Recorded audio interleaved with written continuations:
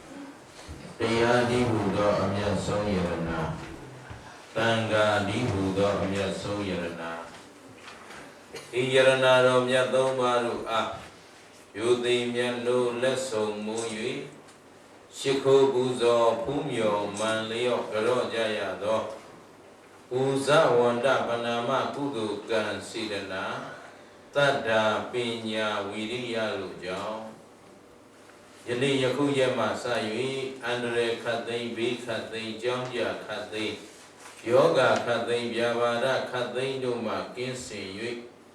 Mimiru Itila Tamari Jinya Tika Domyaku Kaunzwa Chichin Nanja Ilien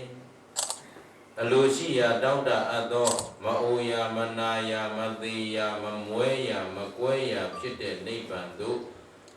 Mayaya Au Mayo Yo Au Jinjan Jugu Kwamya Atuk Lue Naija Di Pisi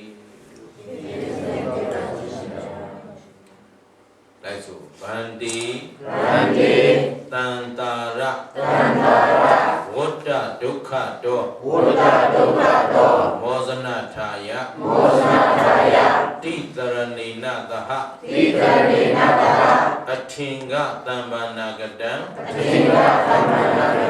Ubodhatha Tilam Dhammam Yasami Anugahan Gadawa Tilandita Mibandi Ashimpaya Vido Maru A Tandara Dihudo Wut Sinye Dukha Bauma Julopaya Lujin Achunga Taranago Tombani Dagwa Inga Shitani Yizundo Uboktila Romyago Vedanaro Mubapaya Ya Mahawadami Dawarita Ama Bandi Sumulok Hello Zulu Nane of Joya Ini Sani Suro Sagre Sakoma and on Deja Hala Hamandi Ditaranina Taha Tinga Tamanagada Ubodata Tilan Damaya Sami and Noka Gadawa Tilan Data Me Bandi So Vido Eli Tila Downa Pali do down.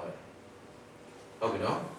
အဲ့ဒါသိစေခြင်းလို့ဦးဇင်းကမြန်မာလိုပြန်ပြောနေလို့ဗန္ဒီအရှင်ဘုရားမယံဘုရားတပည့်တော်တို့အားလို့ဒီလိုပြန်ဘာသာပြန်ပေးထားတကယ်တော့သီလတောင်းတာပါဠိလိုတောင်း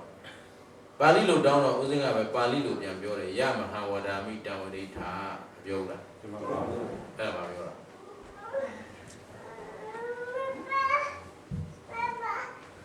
နားတော့သူတော်အားလုံးနေဦးခဏအဲ့တော့အဟံဗန္ဒီကတပည့်တော်တို့ကိုတရဏဂုံ3ပါးနဲ့10ပါးသီလပေးပါလို့တောင်းလိုက်တောင်းလိုက်တဲ့ဦးဇင်းကယမဟံဝရမိတံဝရိထဆိုတာမင်းတို့တရဏဂုံ3ပါးနဲ့10ပါးသီလခံယူဆောက်တည်မယ်ဆိုရင်ငါဆိုတဲ့အတိုင်းလိုက်ဆိုလို့ပြောတယ်ဟုတ်ကလားယမဟံဝရမိတံဝရိထဆိုတာငါဆိုတဲ့အတိုင်းလိုက်ဆိုဒီလိုပြောလိုက်တော့သူတော်ကောင်းတို့ကအာမဗန္ဒီပါအရှင်ဘုရားလို့ပြောလားပြောတော့ဗန္ဒီဆိုတာကအရှင်ဘုရားနော်ဗန္ဒီကပါဠိလိုမြန်မာလိုပြောရင်အရှင်ဘုရားဆိုတဲ့စကားလုံးအာမဆိုတာဝန်ခံတာလိုက်ဆိုပါမယ်ဘုရားဗန္ဒီအရှင်ဘုရားအာမလိုက်ဆိုပါမယ်ဘုရားလိုက်ဆိုကြပါမယ်ဘုရားအဖြေအထွက်ပြီးသားအဲ့ဒါကိုနောက်ကဘာအရှင်ဘုရားဆိုတာထည့်ပေါင်းကြည့်နော်အရှင်ဘုရားလိုက်ဆိုပါမယ်ဘုရားဘာအရှင်ဘုရားဆိုတော့ဒါဒီပုဂ္ဂိုလ်တွေဒီအာမဗန္ဒီကိုသိတယ်လို့ခေါ်မလားမသိဘူးလို့ခေါ်မသိဘူးရမ်းလုံနေကြတာဟုတ်ပါလားအဲ့တော့ပညာရှိနှလုံးသားပညာရှိရဲ့မျက်လုံးနဲ့ကြည့်ရင်ဒီကောင်းတွေဘာမှမတတ်ဘူးဒီကောင်းတွေဘာမှမတတ်ရင်ဒီကောင်းတွေဆရာစကားကောင်းဖြစ်သွားတယ်ဟောဖြေရအဲ့လိုဦးဇင်းတို့ကတော့အကြောင်းရင်းထိလိုက်ရှာဒီဘုရားဘာသာတွေဘာလို့ညံ့နေတယ်လဲဆိုတော့သူတို့ဆရာတွေညံ့တယ်လို့ညံ့တယ်ဟုတ်ပြီနော်အဲ့တော့အခုဦးဇင်းကသေချာပြောပြီးယမဟဝရမိတံဝရိထဆိုတာဘာပြောတာလဲငါဆိုတဲ့အတိုင်းလိုက်ဆိုဦးဇင်းဆိုတဲ့အတိုင်းလိုက်ဆိုလို့ပြောတာဦးဇင်းကခမည်းတော်ထက်ဒီနေရာမှာ120 90သောသိက္ခာပုဂ္ဂိုလ်စောင့်ထိန်ထားတဲ့ပုဂ္ဂိုလ်ဖြစ်နေတဲ့အတွက်ခမည်းတော်တဲ့ကြီးကျယ်သူပြည့်မြတ်သူလို့ဆိုမယ်ဆိုရင်ဆိုလို့ရနေလို့ငါလို့သုံးလိုက်ဟုတ်ပြီနော်ဒါကိုမေးရသေးတာကိုခိုင်လူတက်ဘယ်လောက်ရှိလို့မေးတယ်ဘာလို့ဆိုတော့ကျုပ်တဲ့အသက်ကြီးနေခမည်းနဲ့ကျုပ်နဲ့ပြောရတော့နော်မင်းနဲ့ငါနဲ့လို့မရတော့အဲ့တော့အခုသီလသိက္ခာသမာဓိသိက္ခာပညာသိက္ခာကြီးတဲ့လူအနေနဲ့သံဃာတစ်ပါးအနေနဲ့မလို့ငါဆိုတဲ့အတိုင်းလိုက်ဆိုလို့ဘာသာပြန်တာဟုတ်ပြီနော်တကယ်တော့ဦးဇင်းဆိုတဲ့အတိုင်းလိုက်ဆိုကြအာမဗန္ဒီရှင်ဘုရားအာမလိုက်ဆိုပါမယ်ဘုရားပြီးနားလည်လားအဲ့ဒါမှကိုယ်တိုင်သိပြီးတော့ဆိုတယ်လို့အဓိပ္ပာယ်ရောက်ဟုတ်ကလားအဲ့ဒါဘယ်လိုဆိုမလဲအာမဗန္ဒီနောက်ကဘာကြီးရှင်ဘုရားလောကုမချော်ပါနဲ့နော်လောကုချော်လိုက်ခြင်းအပြင်ပါဠိလိုစင်ကြယ်ပြီးသားကိုနောက်ကကပြားတယ်ဖြစ်တယ်ဒီနေ့တော်တော်ကပြားကိုကြိတ်ကြတယ်ဟုတ်ကလားအဲ့တော့ကပြားဖြစ်ချင်ကြသေးလားဖြစ်ချင်ဘယ်လိုလုပ်အာမဗန္ဒီပြန်ပြောအာမဗန္ဒီသိကြပြီနော်အာမဗန္ဒီသိကြပြီနော်အာမဗန္ဒီဟုတ်မလားအားလုံးကြိုက်တယ်နော်ကြိုက်တယ်နားဟုတ်လဲပြီလားရန်လောက်ရတာဖြစ်စေတယ်ဦးစင်းကိုမေးနိုင်တယ်ဒီမှာ10ရက်တောင်နေမှာခင်ဗျားတို့နိုင်ငံလောက်အကြာကြာနေတဲ့နိုင်ငံဘယ်နိုင်ငံမှမရှိဘူးဘယ်မြို့မှလည်းမရှိဘူးဗမာပြည်မှာလည်းကျုပ်လုံးလုံးနေ4ရက်ပဲဟုတ်ပြီနော်ဟိုခိုင်ထူးသိမ့်ပိုက်ထားတာလည်းကျုပ်10ရက်ဒီမှာနေရတယ်အဲ့တော့ဟုတ်ပြီအားလုံးအာမဗန္ဒီဆိုတာသဘောကျပြီနော်အဲ့တော့နောက်ကမမားစေနဲ့မားရင်တရားပွဲရပ်ပြီးတော့ဘောဟောတော့ပဲနဲ့လဲပြီးပြန်တော့ဟုတ်ကဲ့ဘောတူပြောတယ်ဗျာတူရမားစေယမဟာဝရမိတံဝရိထအာမဗန္ဒီဟုတ်ပြီဆက်ပါနမောတတ္တဘဂဝတောအရဟတောသမ္မာသမ္ဗုဒ္ဓတ္တနမောတတ္တဘဂဝတောအရဟတောသမ္မာသမ္ဗုဒ္ဓတ္တနမောတတ္တဘဂဝတောအရဟတောသမ္မာသမ္ဗုဒ္ဓတ္တနမောတတ္တဘဂဝတောအရဟတောသမ္မာသမ္ဗုဒ္ဓတ္တကဲဒါပါလို့တော့ဒါဘုရားကရောမှတ်ထားနော်နမောတတ္တဘဂဝတောအရဟတောသမ္မာသမ္ဗုဒ္ဓတ္တအရဟတောလူနတ်ပြမလူနတ်များစွာတတ္တဝါတို့ပူဇော်အထူးကိုခံတော်မူတိုက်ထတော် ဟုတ်ပြီနော်ဘဂဝါတော်ဖုံးတော်6စုံတကူနဲ့ပြည့်စုံတော်မူတော့တတ္တထိုဘုရားရှင်ကိုရောမြတ်ကြီးအားနမောနမာမိရှိခိုးပါ၏လို့ဆိုပြီးတော့ဒါမလုပ်လိုက်တာလေဘုရားကြောဘုရားကြောပြီးမှတရဏဂုံဆောက်တည်အဲ့တော့ကိုဘာလုပ်တယ်ဆိုတာသိရတယ်အဲ့ဒီမှာခုနကဥစဉ်ကဒီစကားကိုဘာလို့ပြောတာလဲဆိုတော့ခင်ဗျားတို့ဆိုလိုက်တဲ့ထဲမှာကိုကနမောတတ္တဘဂဝါတော်အရဟတော်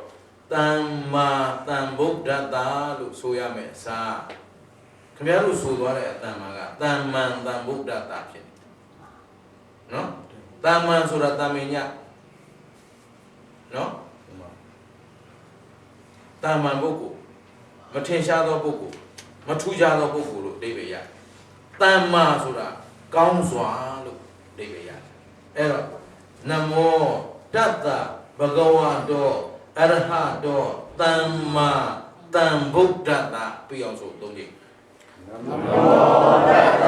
ဘဂဝါတော်အရဟတော်တမ္မာတမ္ဗုဒ္ဓတ္တနမောတတ္တဘဂဝါတော်အရဟတော်တမ္မာတမ္ဗုဒ္ဓတ္တနမောတတ္တဘဂဝါတော်အရဟတော်တမ္မာတမ္ဗုဒ္ဓတ္တဟုတ်ပြီအဲ့လိုအာရပါရကိုနှစ်ကာသိပြီးတော့ဘယ်လိုလဲတမ္မာဆိုတာကောင်းစွာတမ္ဗုဒ္ဓသိတဲ့သိတိုက်သိအပ်ရာမှန်သမျှကိုသိမြင်တော်မူသောမြတ်စွာဘုရားရှင်ကိုယ်တော်မြတ်ကြီးဟုတ်ကလားကဲကောင်းပြီဗုဒ္ဓံတရဏံဂစ္ဆာမိဓမ္မံတရဏံဂစ္ဆာမိသံဃံတရဏံဂစ္ဆာမိဗုဒ္ဓံတရဏံဂစ္ဆာမိဓမ္မံတရဏံဂစ္ဆာမိသံဃံတရဏံဂစ္ဆာမိဒုတိယံဘိဗုဒ္ဓံတရဏံဂစ္ဆာမိဒုတိယံဘိဓမ္မံတရဏံဂစ္ဆာမိဒုတိယံဘိသံဃံတရဏံဂစ္ဆာမိဒုတိယံဘိဗုဒ္ဓံတရဏံဂစ္ဆာမိဒုတိယံဘိဓမ္မံတရဏံဂစ္ဆာမိဒုတိယံဘိသံဃံတရဏံဂစ္ဆာမိတတိယံဘိဗုဒ္ဓံတရဏံဂစ္ဆာမိတတိယံဘိဓမ္မံတရဏံဂစ္ဆာမိတတိယံဘိသံဃံတရဏံဂစ္ဆာမိတတိယံဘိဗုဒ္ဓံတရဏံဂစ္ဆာမိတတိယံဘိဓမ္မံတရဏံဂစ္ဆာမိတတိယံဘိသံဃံတရဏံဂစ္ဆာမိတိတရဏဂမနံပရိပုံဏံဟုတ်ကဘာရှင်ပြကြားလိုက်လို့ပြန်ဆိုတိတရဏဂမနံပရိပုံဏံဆိုတာကတိတရဏကနတရဏဂုံ၃ပါးနဲ့ပရိပုံဏပြည့်စုံကြပြီလားလို့မေးတယ်ခုသူတော်အောင်လို့စောင့်တည်တာတရဏဂုံ၃ပါးပြည့်စုံပြီလားပြည့်စုံပြီလားမပြည့်စုံသေးပါဗျာဟေးပြည့်စုံပါပြည့်စုံပါပြီဘာလို့မပြည့်စုံသေးလဲကြောက်ကြောက်ရွံ့ရွံ့နဲ့ထားအောင်လို့ねဒီမှာဒါ family တရားဘောလောက်ပဲရှိတာเนาะမိသားစုစုတရားဘောလောက်ပဲရှိတာစိတ်ထဲမှာညွတ်ညွတ်နူးနူးမခံလေးစားမလုပ်နဲ့เนาะမခံလေးစားလုပ်လို့ကျုပ်ကဘာမှဖြစ်မသွားဘူးခင်ဗျားတို့အာကုသို့ဖြစ်ကုန်ဟုတ်လားရိုးရိုးသေးသေးလေးလေးစားစားနဲ့အခုခင်ဗျားတို့စနစ်တကျသင်ပေးနေတာကဟုတ်ခင်ဗျားတို့ကလေးတွေလိုကျုပ်ကဝိမန်းခံပြီးသင်ပေးနေတာဟုတ်ပြီနော်ခုနမခံလေးစားအတန်မကြိုက်ဘူးအဲ့ဒီအတန်မျိုးမကြိုက်ဘူးပြောရင်လုံအပ်လို့တည်တဲ့လို့ဒီလောက်ဝိမန်းခံပြီးလာသင်ပေးနေတယ်မှန်ပါနော်ဗမာပြည်မှာကျုပ်တရားတော်ရဲ့လူအနည်းဆုံး9000နဲ့6000ကျားမှရှိတယ်ခုခင်ဗျားတို့လူတွေစည်းပဲလောက်ကိုကျုပ်လာဟောပေးနေဆိုသဘောပေါက်ဒီမှာနော်တရက်ကို6000လောက်ဟောမဲ့ဟာကိုဒီပေးသက်ကိုလာဟောနေပါလားလို့ခင်ဗျားတို့နားလည်တာဒီမှာဟုတ်ပြီနော်အဲ့တော့ဘာဖြစ်လို့ပြောနေတာလဲဆိုတနာလို့ပြောနေတာဒီငါတို့ဒီအရွယ်ရောက်နေပြီခုဒီအခြေခံလေးလောက်မှမသိဘူးလားဆိုတကယ်ကိုယ့်ကိုယ်ကိုရှက်နိုးတဲ့အမူအရာနဲ့ယရနာသုံးပါးပေါ်မှာဥညွတ်တဲ့စိတ်နဲ့ခင်ဗျားတို့တရားနာမှတာလေအကျိုးရှိမှာအခုမေးနေတာဘာလို့မေးတာလဲဆိုသိတဲ့လို့မေးနေတာဟုတ်ပြီနော်ကလေးတွေရောသဘောပေါက်လားသမီးတွေဘုံပြောနားလဲလားအေးနားလဲသေချာနားထောင်မင်းတို့အရွယ်တွေကမှပြင်လို့ရမှာကလေးတွေလူကြီးတွေဟုတ်ပြီနော်ဘယ်လိုပြောသဘောပေါက်လားခုနတို့အတန်မျိုးတွေမဖြစ်ပါစေနဲ့အဲ့တော့ဘာလို့မေးနေတာလဲဆိုအတိတ်ပဲနဲ့တကွာမသိရင်တို့မှအနှစ်သာရမရှိဘူး ဒီနေ့ဘုရားဘာသာဘာလို့ဖေဖျဲဖြစ်နေတယ်လဲနော်အောက်တန်းကျနေတယ်လဲဆိုရင်သိတဲ့သိတဲ့ညာမသိလို့သိအောင်သင်ကြားမှုလည်းမရှိခဲ့ဘူးဟုတ်လားအဲ့ဒါကြောင့်ဦးဇင်းကစနစ်တကျမင်းတို့ကိုသင်ပေးနေတာအဲ့တော့တိတရဏဂမနံပရိပုံနာတရဏဂုံ၃ပါးနဲ့ပြည့်စုံပြီလားလို့ဦးဇင်းကမေးတာအဲ့တော့ခုနဗုဒ္ဓသရဏံကိစ္ဆာမိဓမ္မသရဏံကိစ္ဆာမိမဆောက်တည်လိုက်ဘူးလားဆောက်တည်တာပြည့်တာပဲမဟုတ်လားဟုတ်ပြီနော်ဗုဒ္ဓံသစ္စာ၄ပါးမြတ်တရားကိုပိုင်းခြားထင်ထင်သိမြင်တော်မူသောမြတ်စွာဘုရားကိုတရဏံကိုးကွယ်ရာဟု၍ကိစ္ဆာမိစိကပ်ပါ၏ကိုးကွယ်ပါ၏ခုနမင်းတို့ဆိုးဘူးလားဒုတိယမိ2ကြိမ်မြောက်လဲ3တတိယမိ3ကြိမ်မြောက်လဲမဆိုးခဲ့ရဘူးလားဆိုးခဲ့ပြီနောက်တစ်ခါဓမ္မံသစ္စာ၄ပါးမြတ်တရားကိုတရဏံကိုးကွယ်ရာဟု၍ကိစ္ဆာမိစိကပ်ပါ၏ဟုတ်ကဲ့လားအဲ့ဒါကိုမေးလိုက်တယ်ဦးဇင်းကမြန်မာလိုပြန်မေးတယ်ခုမင်းတို့တရဏကိုစောက်တည်ပြီးကြပြီလားဘယ်လိုဖြစ်လဲစောက်တည်ပြီးပါပြီဒါမြန်မာလိုမေးလို့မြန်မာလိုဖြစ်တယ်ပါဠိလိုကြတော့တိတရဏဂမနံပရိပုံနံဆိုတော့ဘယ်လိုဖြစ်လဲအာမဗန္တိဒုစပ်ပါဟုတ်ကဲ့လားတိတရဏဂမနံပရိပုံနံဆိုတော့အာမဗန္တိဗန္တိအရှင်ဘုရားအာမစောက်တည်ပြီးပါပြီဘုရားဟုတ်ကဲ့လားတော့ပေါ့လားအဲ့လိုစိတ်ကလေးညွတ်နူးလိုက်တာနဲ့ဘယ်ဘာသာနဲ့မှမတူဘူးနော်မင်းတို့ဘယ်ဘာသာနဲ့မှမတူဘူးသူများဟိုခရစ်ယာန်လိုချက်ပယ်နဲ့သွားပြီးတော့ဆူတောင်းနေစရာလည်းမလိုနော်မွတ်စလင်ဘာသာလိုဗလီဘောတက်ပြီးအော်နေစရာလည်းမလို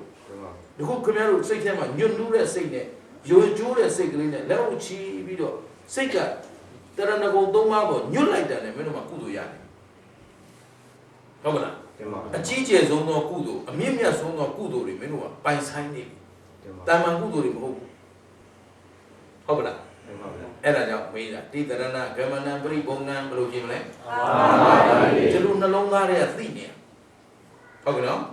တရားဟောတဲ့ရှင်ကျမ်းမှာဆက်သွားမယ်အခုကတရဏဂုံစောက်တည်တာတွေကိုသဘောပေါက်အောင်တော့လုပ်နေရကဲကောင်းပြီနောက်ထပ်သီလစောက်တည်မယ်လိုက်စို့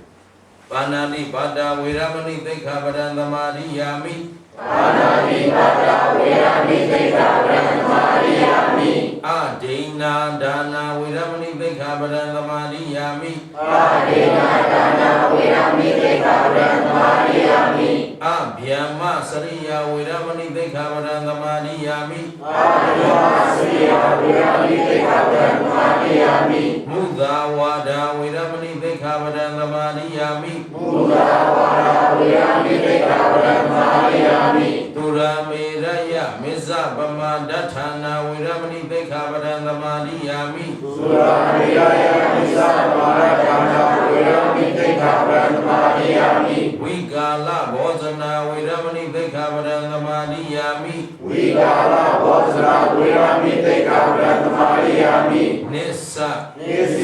ဂိတဝါဒိတဝိတုကဒတနာမာလာဂန္ဓဝိလေပနသာရဏမန္ဒနာဝိဘုဒနာဌာနာဝေရမဏိသိက္ခာပဒံသမာဓိယာမိဝိဘုဒနာဌာနာဝေရမဏိသိက္ခာပဒံသမာဓိယာမိဥစ္စာသယနာမဟာသယနာဝေရမဏိသိက္ခာပဒံသမာဓိယာမိဥစ္စာသယနာမဟာသယနာဝေရမဏိသိက္ခာပဒံသမာဓိယာမိစီဝိတံသဇမာနောပိသိက္ခာပဒံအဟံနာသဇာမိဣဒံမေပုံညံအာသဝခယံ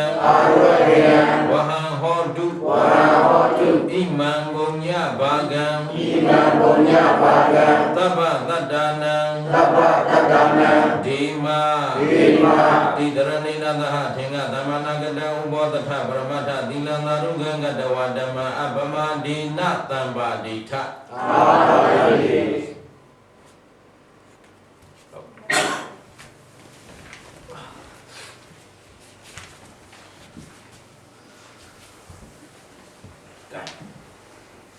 အဲ့တော့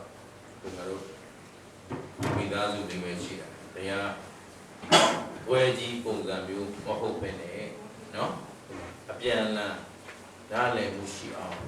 သင်ကြားပေးတဲ့ပုံစံနဲ့တို့ခေါ်ရမှာနော်အဲ့တော့ကောင်းပြီအဲ့တော့ဗုဒ္ဓဘာသာ ဆိုတာဗုဒ္ဓဘာသာဆိုတာဗုဒ္ဓကဖယားဗုဒ္ဓဆိုတာဘာသာဆိုတာတော့စကားဖယားရဲ့စကားအဲ့ဒီဖယားစကားတနည်းအားဖြင့်သာသနာလို့တို့သုံးသာသနာဆိုတာမြန်မာလိုဘာသာပြန်ရင်အဆုံးအမသာသနာဆိုတာတို့ဘာသာစကားမဟုတ်နော်ပါဠိစကားကလာတို့မြန်မာစကားမှာတော်တော်များများဟာပါဠိကမွေးစားထားတာအများကြီးရှိအဲ့တော့သာသနာဆိုတာမြန်မာစကားမဟုတ်ဘူးမြန်မာလိုပြောရင်ပါလေအဆုံးအမပြန်ပြောဆုံးအမအဲ့တော့ဗုဒ္ဓဘာသာဒီဘာကိုကိုးကွယ်တာလုံးလို့မေးရင်ဖယားရဲ့အဆုံးအမကိုကိုးကွယ်ပြန်ပြောဖယားရဲ့အဆုံးအမကိုကိုးကွယ်တာဟုတ်ပြီနော်အဲ့တော့အခုသာသနာတည်တယ်သာသနာပြည့်တယ်မပြောကြဘူးပြောကြတယ်ပြောတယ်နော်သာသနာဘယ်မှာတည်တယ်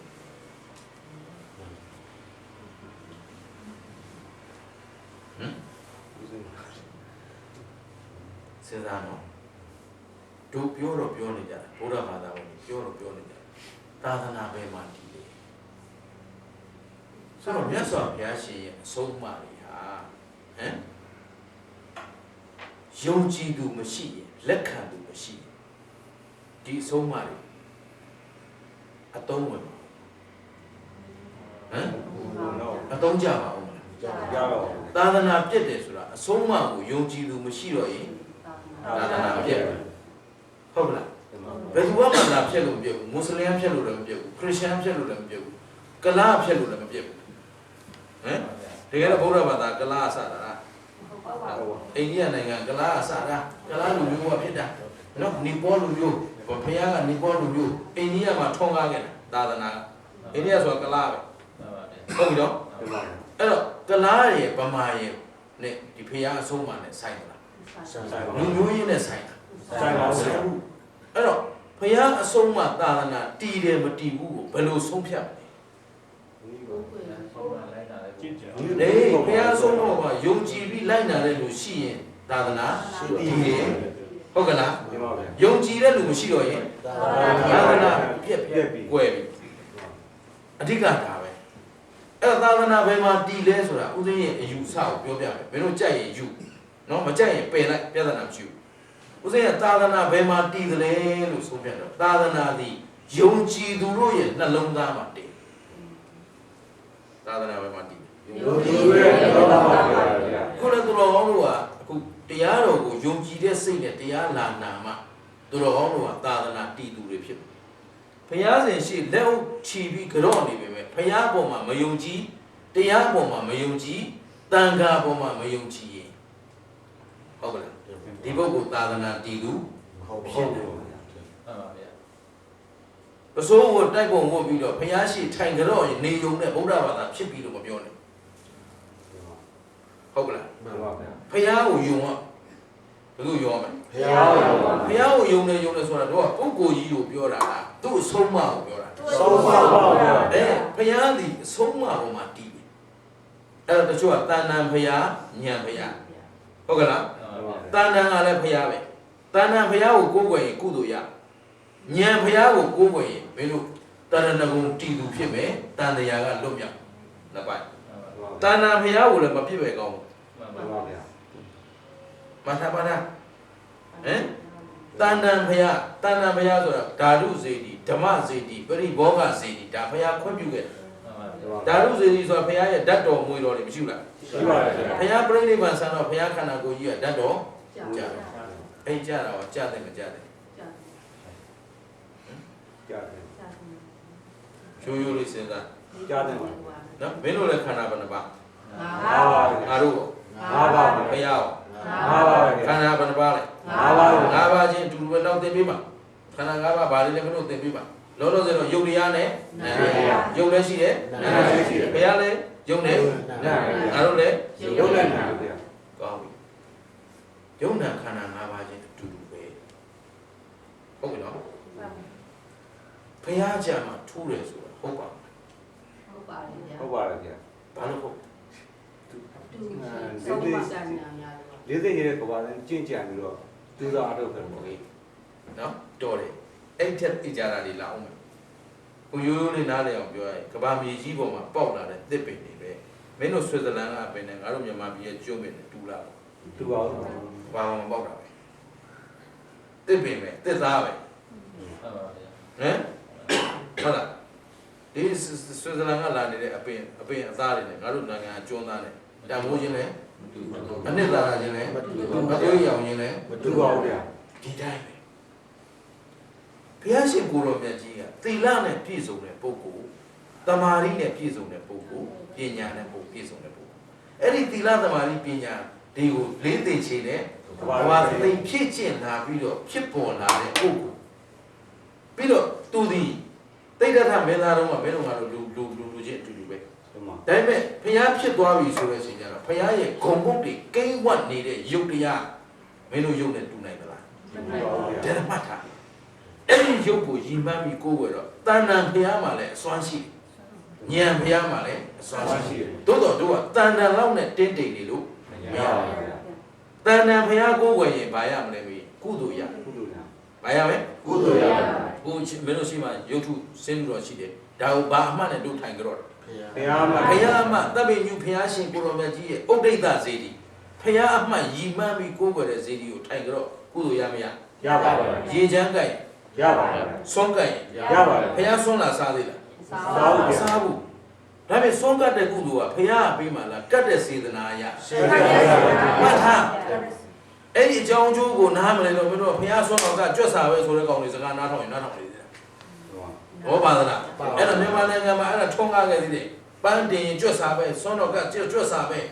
နော်ဘာမှကုသိုလ်မရဘူးဆိုတော့ဒါကုသိုလ်မရှိအကုသိုလ်မရှိဆိုတော့ဟိုသိန်းစည်းတို့အယူဆတာအယူဝါဒဖြစ်သွား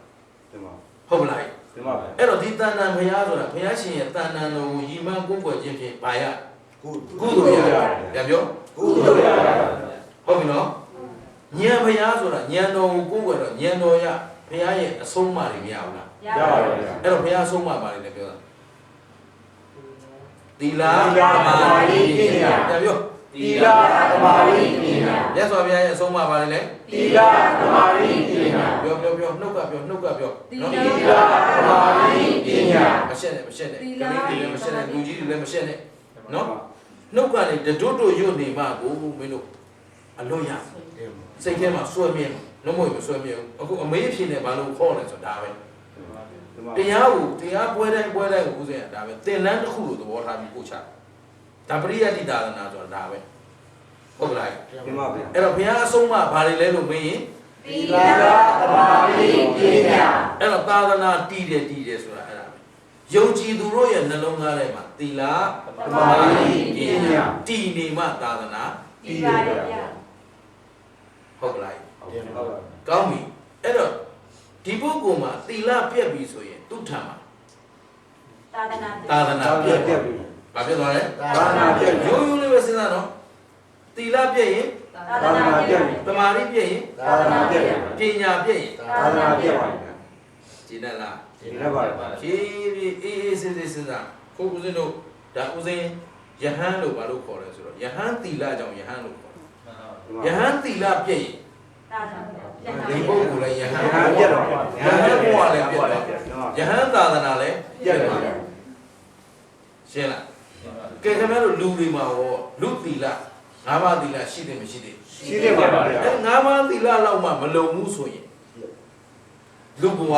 ပြည့်ပါဗျာအဲ့ဒီသီလသမာဓိပညာကပဲသာသနာသီလသမာဓိပညာကပဲလောက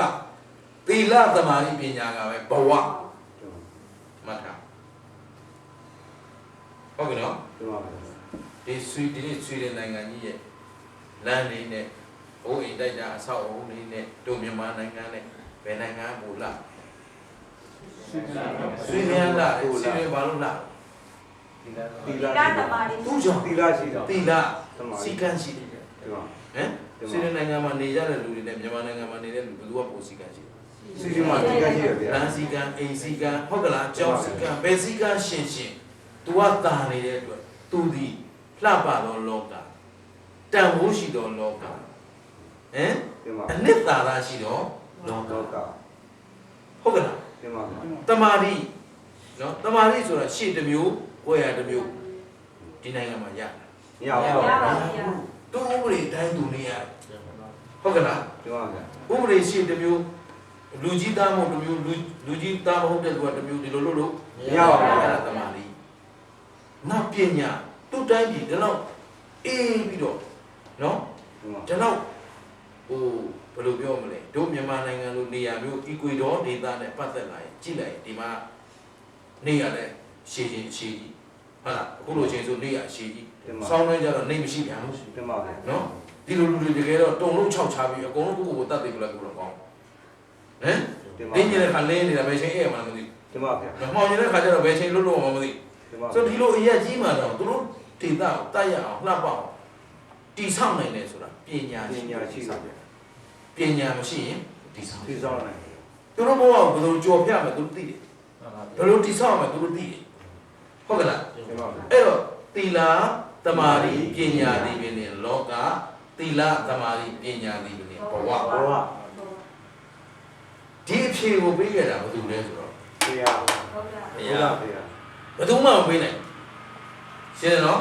အခုအနောက်နိုင်ငံတွေအမေရိကအစရှိတဲ့ဒီယူရိုနိုင်ငံတွေကတိုးတက်နေတယ်ဒါပေမဲ့သူတို့ဗုဒ္ဓအဆုံးမှသိလား သိပါဘူး မသိဘူးသိပင်မသိကြတော့သူတို့မှသီလရှိမရှိ ရှိပါဗျာ ဒီနိုင်ငံလူတွေရောက်ဝယ်ဖောက်ကလောက်ကင်စားတော့တဲ့နေရာမှာတမာအာဇီဝကြတဲ့လူနဲ့မကြတဲ့လူပဲတဲ့များ သမာဓိဝါကြားရဗျာ တို့မြန်မာနိုင်ငံရော မကြတဲ့ ကြားရ များ ဗျာ တာဖြစ်ပဲအဲ့ဒါဖြစ်ပဲဟုတ်မလားဟိုမှာမသမာအာဇီဝဒီမှာကသမာ သမာဓိဝါ ကိုယ့်ရဲ့ working hours working times ဟုတ်ကလား working days အလုံးလုံးတဲ့ပုံမှာရတဲ့ result ကိုပဲတင်းတိမ်ပြီးတော့ဒီ result ကလေးနဲ့ပဲဘဝကိုတည်ဆောက်ပြီးနေကြတယ်မတရားသဖြင့်ဝိသမလောဘရှားတယ်ရှားတယ် ရှားတယ် မရှိဘူးလို့တော့ပြောလို့မရဘူး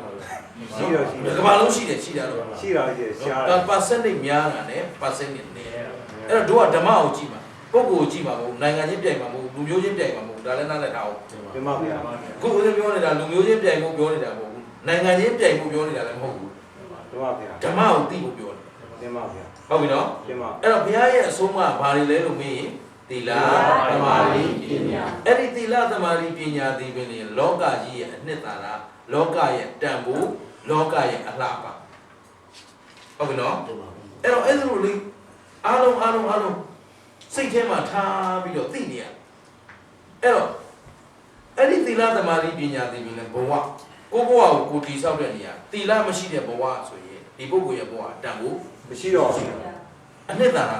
ရှိတော့ဘူးဗျာ သီလမရှိဘဲနဲ့နေခြင်းတို့နေမယ်သွားခြင်းတို့သွားမယ်စားခြင်းတို့စားမယ်လှုပ်ခြင်းတို့လှုပ်မယ်ဆိုရင်ဒီပုဂ္ဂိုလ်ဒီတန်ဖိုးရှိအောင် ရှိတော့ဗျာ သူ့ဘဝตายရအောင်မလား မตายရတော့ ရေရှည်ချမ်းသာနိုင်မလား ချမ်းသာတယ် ရတဲ့ငွေနဲ့ဖြုံးတဲ့ငွေနဲ့မကပြီးတော့ဘူးဆိုရင်ဒီလူဘဝအဆင်ပြေပါအောင်မလား ပြေတော့ အဲ့တော့ဘဝရဲ့အနှစ်သာရပြောရင်လည်းဘဝရဲ့အနှစ်သာရသည်သီလသမာဓိသီလမရှိတဲ့ဘဝသည်အနှစ်သာရမရှိတဲ့ဘဝအချီးကြီးပဲတနေ့သာကုန်သွားတယ်ဒီနေ့တနေ့သာကုန်သွားတယ်ဘယ်လိုသီလစောင့်တည်မှုမရှိလိုက်ဘူးဆိုဒီနေ့ဟာတန်ဖိုးရှိတဲ့နေ့လား တန် တန် ဖိုး ဖိုးမဲ့တဲ့နေ့ တန်ဖိုးပဲလေ အေးတမာရီဒီတိုင်းပဲကိုယ်စိတ်ကိုဖြောင့်မတ်အောင်တည်ကြည်အောင်နော်လက်ပေါ်လော်လီခြင်းကင်းအောင်စိတ်ဆိုတာပျော်ရွှင်မှုကိုမဲ့တာပဲဟုတ်ကဲ့လား တင်ပါ မဟုတ်တရားနဲ့တရားမဟုတ်တာနဲ့ပြောစနောက်ပြီးအချိန်ကုန်သွားတာနဲ့ဖြောင့်ဖြောင့်မတ်မတ်တည်တည်ကြည်ကြည်နဲ့အချိန်ကုန်တာဘယ်ဟာတန်ဖို့ရှိလဲ ဆောင်းရောင်းလို့ဒီတဲ့အချိန်ပေါ်တာ ကိုယ်စိတ်ကိုအကျိုးရှိတဲ့အလုပ်တွေတို့မြန်မာဗုဒ္ဓဘာသာတွေမှာလုပ်เสียအများကြီးကိုဦးဇက်ဒီရောက်ပါလုပ်နေဆိုအချိန်ပြည့်လေပေါ်တက်လာကြတဲ့ကရင်ငါသွားမဲ့လမ်းတစ်လျှောက်မိတင်းနေထိုင်ကြတဲ့လူနတ်များစွာတတ်တော်ကောင်းငင်ကြီးရလာတော့ဆိုနတ်တွေလည်းရှိတာ တင်ပါဗျာ နော်တတ်တော်တွေအားလုံးငါပြုခဲ့တဲ့ကုသိုလ်ကောင်းမှုကိုအမျှပေးဝေပါတယ်ဦးဇင်းနေ့စဉ်ပြုနေတဲ့ဒါနကုသိုလ်တွေသီလကုသိုလ်တွေဘာဝနာကုသိုလ်တွေဟုတ်လား တင်ပါ နေ့စဉ်ပြုနေတာအဲ့ဒီပြုနေတဲ့ကုသိုလ်တွေကိုအမျှဝေတယ်အမျှယူကြပါအားလုံးကျမ်းမာကြပါသေးချမ်းသာကြပါဆွေနိုင်ငံဆင်းပြီဆွေနိုင်ငံမြို့မှာဆွေနိုင်ငံမှာမိတင်းနေထိုင်ကြတဲ့လူတွေပုဂ္ဂိုလ်တွေအားလုံးကျမ်းမာကြပါသေးချမ်းသာကြပါသေးဘေးရန်ကင်းကြပါသေးမေတ္တာပို့တာ တင်ပါ ကို့မှာပါဖြစ်ရှုံးတာမြတ် ရှုံးညက်ပါညက်ပါညက်ပါ အမျက်ထွက်တယ် ညက်ထွက်တယ် ဟမ်အဲ့တော့အဲ့ဒီတမာလီလေးနဲ့အလုံးလုံးနေတာနဲ့အချိန်တိုင်းဟာကိုယ့်အတွက်အကျိုးရှိတယ်ကိုယ့်အတွက်ရအောင်အမျက်ယူတတ် တင်ပါ စိတ်လည်းမလိမ်တော့ဘူး တင်ပါ နော်ငါဘာလို့ဘာကိုင်ရမအောင်ပြင်းစရာကြီးရှိသေးလား ရှိဗျာ က ကိုစိတ်ကလေးကိုပွားများပြီးနေတတ် ဒီမှာ သီလသမာဓိပညာ ဟုတ်ကလား ဒီမှာဗျာ အဲ့တော့အားလုံးအတူချုပ်မှတ်ပါနားလည်အောင်မှတ်ထားလောကကြီးရဲ့အနှစ်သာရပြောပါဆိုရင်လေသီလသမာဓိပညာလောကရဲ့တန်ဖိုးပြောပါဆိုရင်လေသီလသမာဓိပညာသီလသမာဓိပညာရှိတဲ့လောကဟာတန်ဖိုးရှိတယ်သီလသမာဓိပညာမရှိတဲ့လောကဟာတန်ဖိုးမရှိတော့ဘူးနောက်လောကကြီးရဲ့အလှပပြောပါဆိုရင်လေသီလသမာဓိပညာတို့နည်းလို့ပါပဲငါတို့မင်းတို့ရဲ့ဘဝရဲ့အနှစ်သာရပြောပါဆိုရင်လေသီလသမာဓိပညာသီလသမာဓိပညာအားထုတ်နိုင်တဲ့ဘဝမှာအနှစ်သာရရှိတဲ့ဘဝလူဖြစ်ပြီးတော့လူသီလမှာလုံအောင်မထိနိုင်ဘူးဆိုရင်တို့လူဖြစ်ရကြမနှက်ပါဘူးရှင်းလားအားလုံးသဘောပေါက်လားဟုတ်ပါပြီလူနဲ့တိရစ္ဆာန်ဘာကွာလဲမေးသီလသမာဓိပညာတိရစ္ဆာန်မှာသီလရှိလားရှိပါဘူးလူတွေလိုသီလရှိလားရှိပါဘူးမရှိဘူးစောင့်ကြည့်လို့တို့ရရပါဘူးမရဘူးတမာရီလူလိုတမာရီတို့ရှိနေရှိပါဘူးဗျာကိုအိမ်ကိုရာကိုချမ်းကိုနေရာကိုဒါနကိုလုပ်ကိုင်းနဲ့တို့နေနိုင်နေလို့မရဘူးဗျာဟုတ်ပြီနော်ပညာလူတွေလိုအကောင်းဆုံးအမှားအမှန်ဝေဖန်နိုင်တဲ့ပညာအောင်တို့မှာရှိပါဘူးဗျာလူဆိုရင်လူအသိပညာရှိနေရလူလိုဝေဖန်တာငါဒီနေ့နေတာမြတ်သလားရှုံးသလားသိရအကုသိုလ်တွေလုပ်နေရင်မြတ်သလားရှုံးပါကုသိုလ်လုံးမှာမြတ်ပါတယ်ကောင်းပြီအဲ့တော့ဘဝရဲ့အနှစ်သာရပြောပါဆိုရင်လေသီလသမာဓိဘဝတန်ဖိုးပြောပါဆိုရင်လေသီလသမာဓိဟုတ်ပြီဘဝရဲ့အလှပပြောပါဆိုရင်လေသီလသမာဓိပညာတချို့ဘဝတွေကလှပနေတယ်လှပနေဆိုတာအော်သူတဘဝလုံးသူ့မှာဆင်းရဲတယ်လို့သိမရှိဘူးစိတ်လည်းသိမဆင်းရဲရဘာဖြစ်လို့သူကသူ့ဘဝစနစ်တကျသူတည်ဆောက်တယ်သီလဆောက်ထင်းတယ်သူများအပျော်ပါမယ်သူမမဲ့သူများငွေဖြုံးနေတဲ့အချိန်သူမဖြုံးဟုတ်ကဲ့လားသူဘဝရှိပြီးတော့သူစနစ်တကျစုဆောင်သိသိပြီးကြစ်လေးနေတတ်တယ်သီလရှိတမာရီဘယ်သူတွေဆွဲဆောင်လို့မှသူမဖောက်ပြန်ဟုတ်ကဲ့လားဘာလို့ဆိုဘဝနေရမယ့်အချိန်ကာလနဲ့တွက်ပြီးတော့မှကိုဘဝကိုတိဆောက်ထားတယ်ခိုင်ခိုင်မာမာတိဆောက်ထားတယ်အဲ့တော့သူများဖြုံနိုင်မဖြုံသူများသုံးနိုင်မသုံးဆိုတော့တမာရီရှိသီလရှိတယ်တမာရီရှိတယ်ပညာရှိတယ်ဘဝတစ်လျှောက်တော့သူ့မှာဆင်းရဲတယ်လို့မရှိဘူးတဲ့ဟိုဘယန္တဝါကကြောင့်သုံးရင်လို့သုံးတယ်ချီးခြင်းလို့ရှိတယ်ငှားခြင်းလို့ငှားတယ်နောက်ကျအကျွေးရမဆက်နိုင်လက်ကန်နဲ့စိတ်ဓာတ်ကြတာလို့တတ်သိခြင်းလားလို့ဘဝဘယံမရာဖြစ်တာအဲ့ဒါဘာဖြစ်လို့ဆိုတစ်စောင့်ထိန်နိုင်တဲ့သီလမရှိဘူးနှစ်ခိုင်မာတဲ့တမာရီမရှိဘူးလွယ်ရလွယ်သုံးလွယ်ဖြုံးပြီးလွယ်ပျော်နေတဲ့အတွေ့တမာရီမရှိတော့ဘဝလှပခြင်းမရှိတော့ပညာသုံးသင်ရာသုံးအပ်ရာချင့်ချိန်နိုင်စွာမရှိဘူးဟုတ်လားအကျိုးရှိမဲ့ဒါနအလုပ်မလုပ်ဖြစ်ဘူးပညာမရှိတဲ့လူကသူ့ငွေဘယ်လိုလုပ်ကုန်မှမသိဘူးဟုတ်လားအဲ့တော့အားလုံးဘဝရဲ့အနှစ်သာရဘဝရဲ့အလှပပြောပါဆိုရင်လေသီလသမာဓိပညာကျင့်တတ်လားကျင့်တတ်ပါဗျာအားလုံးသဘောပေါက်တယ်နော်ဟုတ်ပါတယ်အဲ့တော့သာသနာဒီဘယ်မှာတည်လဲဆိုသာသနာဆိုတာအဆုံးမှာအဲ့ဒီအဆုံးအမကိုယုံကြည်သူရဲ့နှလုံးသားမှာပဲတည်ပါတယ်ကိုစီအဲ့ဒီနှလုံးသားထဲကယုံကြည်မှုကိုတဏှတ်နဲ့ပြစ်ပြီးဖြစ်လို့မရပါဘူးဗျာဟမ်မရပါဘူးနျူကလ িয়ার ဘုံနဲ့ခွဲပြီးဖြစ်လို့မရပါဘူးဗျာဒီယုံကြည်မှုကိုတဘာသောသူကလူကိုလာတတ်ရင်လူပဲတတ်လို့ရမယ်ယုံကြည်မှုကိုတတ်လို့မရပါဘူးအဓိကအဲ့ဒါမင်းတို့ငါတို့စောင့်ရှောက်အောင်မှာဒါဟုတ်ပြီနော်အဲ့တော့အားလုံးနားလည်အောင်ပြောရရင်ဓမ္မသဘောအရလောကကြီးမှာကောင်းတာလုပ်ရင်ကောင်းတာကောင်းကျိုးပေးကောင်းကျိုးပေးဟမ်ကောင်းတာလို့ရင်ကောင်းလို့ပြပါဗျာမကောင်းတာလို့ရင်ကောင်းလို့ပြပါဗျာယုံသလားယုံပါတယ်ဗျာအဲ့မင်းတို့မကောင်းကျိုးလို့ကျင်တာကောင်းကျိုးလို့ကျင်ကောင်းကျိုးလို့ပါဗျာမကောင်းတာဖြစ်ချင်တာကောင်းတာဖြစ်ချင်ကောင်းတာဖြစ်ချင်ပါဗျာဘယ်သူပေါ်မှာမူတည်ကိုယ်ပေါ်တော့ကောင်းပါဗျာဘုရားသခင်ကဖန်ဆင်းပေးပါဖန်ဆင်းပါဗျာဟမ်ဖန်ဆင်းပါဆုတောင်းရင်ရမရပါဘူးဗျာဟမ်မရပါဘူးကောင်းကျိုးချမ်းသာမင်္ဂလာပေါင်းနဲ့ပြည့်စုံပါသည်အေးပေါ်မှာကောင်းရှင်မင်္ဂလာရောက်စေတော့ရမရပါဘူးဗျာရမလားရပါဘူးဗျာအဲ့လိုလေးများရကြီးဆိုရင်တောင်းပါဗျာတပြည်လုံးလူစင်းရဲဆိုမရှိဘူးဟုတ်ပါဗျာဟမ်ဆုတောင်းလို့ပြည့်စုံမယ်ဆိုရင်ဟုတ်လားဟုတ်ပါဗျာအဲ့တော့ဘုရားပေးတဲ့ဥပမာလေးတစ်ခုပြောပြမယ်ဒီမှာအခုသူတော်ကောင်းတို့ကိုဘဝကိုတန်ဖိုးထားတတ်ဖို့ဘယ်နိုင်ငံရောက်နေဟုတ်ဆွေဒင်နိုင်ငံရောက်နေလို့လည်းကိုထင်ကြည့်မနေနဲ့တော့မှအကောင်းဆုံးချမ်းသာဆုံးဆိုသူတို့ချမ်းသာတယ်ကိုလည်းပါဆိုင်တို့မင်းတို့အလုပ်သမားပဲပြောပါဗျာဟမ်ပြောပါဗျာသုတ္တမပါဗျာနောက်တစ်ခုပြန်ပြောပြအောင်မယ် ကိုမွေးရဇာတိမှာကိုဘဝမတိဆောက်နိုင်ဘူးဆိုတာမင်းတို့ကန်တော်တော်နေလို့ တင်ပါဗျာ ပြပါလေ တင်ပါဗျာမှန်ပါဗျာ ဟုတ်ပြီနော် တင်ပါဗျာ ဒါပေမဲ့ဟိုအောက်ကဗမာပြည်ရဲ့ကောင်တွေကတော့သူတို့ကမသိတော့သူတို့အထင်ကြီးတယ်ဘယ်မှာလဲဆွေတင်မှာရဆွေတင်မှာဒီမှာတော့ပုံယုံပြီးသိလို့ပြောမှလို့ဘုလို့မသိစတဲ့ဒီသားလေးထား တင်ပါဗျာ ဟုတ်ကဲ့လား တင်ပါဗျာ ဆောင်းလဲဆိုသိလို့ပြောမှ ပြပါလေ အဲ့တော့